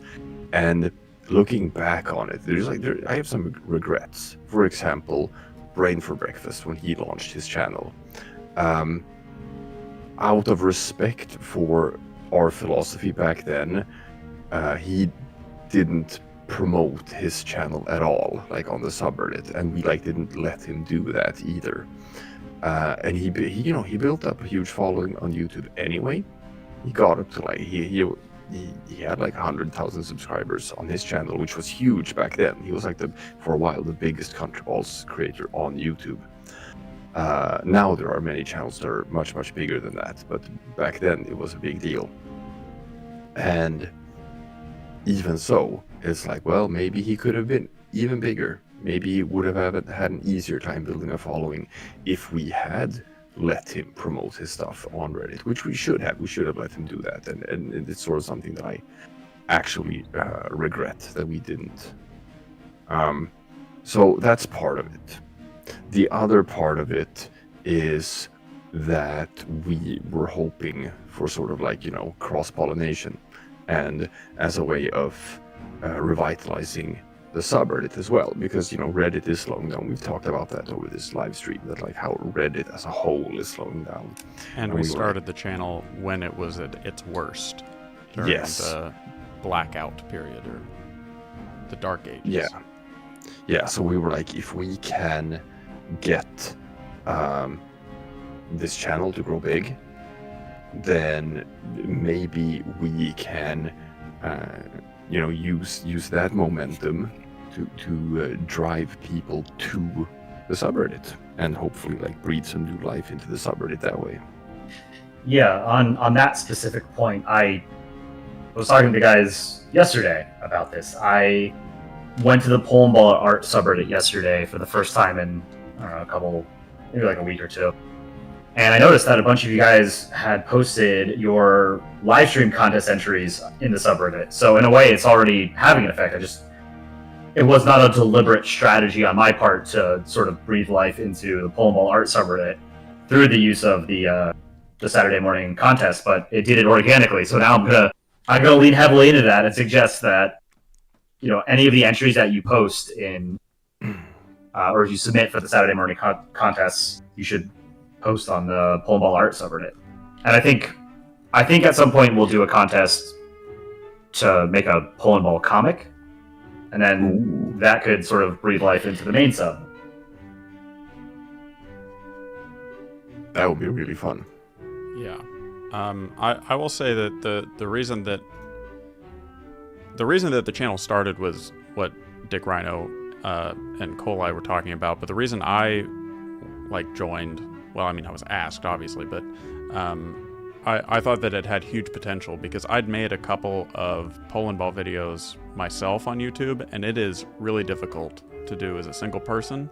And so when I saw that there was going to be a team making it, like the potential for growth is like astronomical, in my opinion, and we're not even like scratching the surface of what we can do with the medium. And it seems like a really fun thing to do, and I've had a blast being involved with it up to this point. Yeah.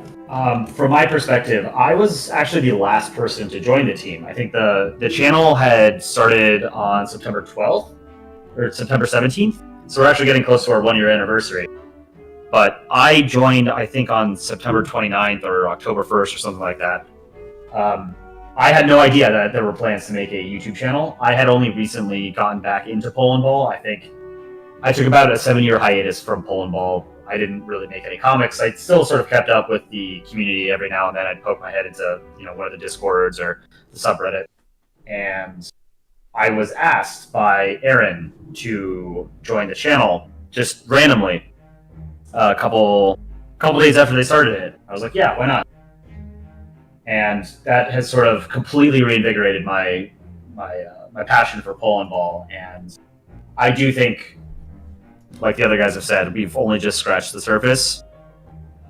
We said earlier on the stream that we were both surprised and not surprised at the success that we've had thus far. Granted, 103,000 subscribers is not by any means a large channel, but it is pretty remarkable that something like 90% of those subs have subbed in the past 2-3 months. That's pretty remarkable growth. And we think that, the sky is the limit. I personally think that this channel is more than capable of getting to several million subs. It's just a matter of time. We have to put out more content and engage with our community and sort of promote your artwork and our viewers' passion for Polandball as well. It's funny though. I told Kolai this that YouTube has around 50 million channels in total. It's something like that number, and having 100,000 subscribers actually puts us in the top 2,500 channels in terms of subscribers. Because like 99.99% of all YouTube channels have like less than 100 subscribers, and 100K is more than you'd think it is. It's a bigger deal than you'd think it is. And we've got the best fans on the platform. You know what? I've said this before and I'll say it again. I actually think that, Polandball/Countryballs has a wonderful community. It really does. It really does. Yes. Yeah. I wasn't being entirely facetious. Yeah, no, it's great because it's an art form, but it's also silly. It has an incredibly low barrier to entry, but the ceiling is uncapped. Mm-hmm. So you can make the shittiest comic, the shittiest art, and still make like a great joke. You can make an absolute masterpiece like Dictodom. Everything that he puts out is a work of art. There's so much room, and it's an inexhaustible medium. Like there's just, history it happens every day, right? So there's always new content to make. Yeah, at its core, Polandball is simply a good idea.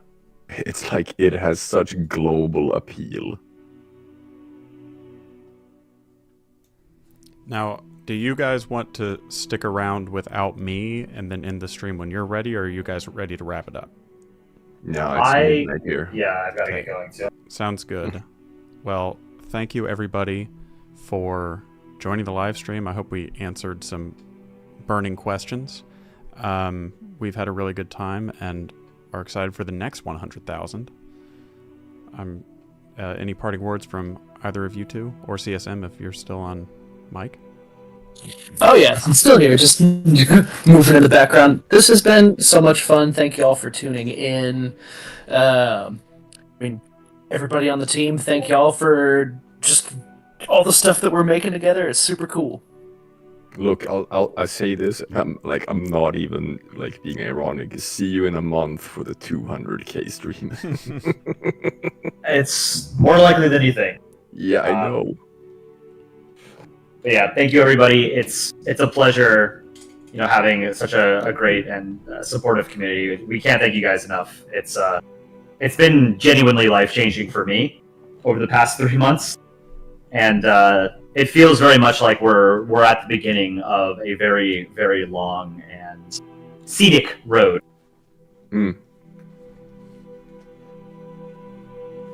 All right, those are some great closing words, I think we should wrap it up. Okay, everybody, thank you so much for watching. We will see you next time that there's a live stream. It'll probably be Coli. And we've got shorts and so much more coming out soon. So thank you all and goodbye.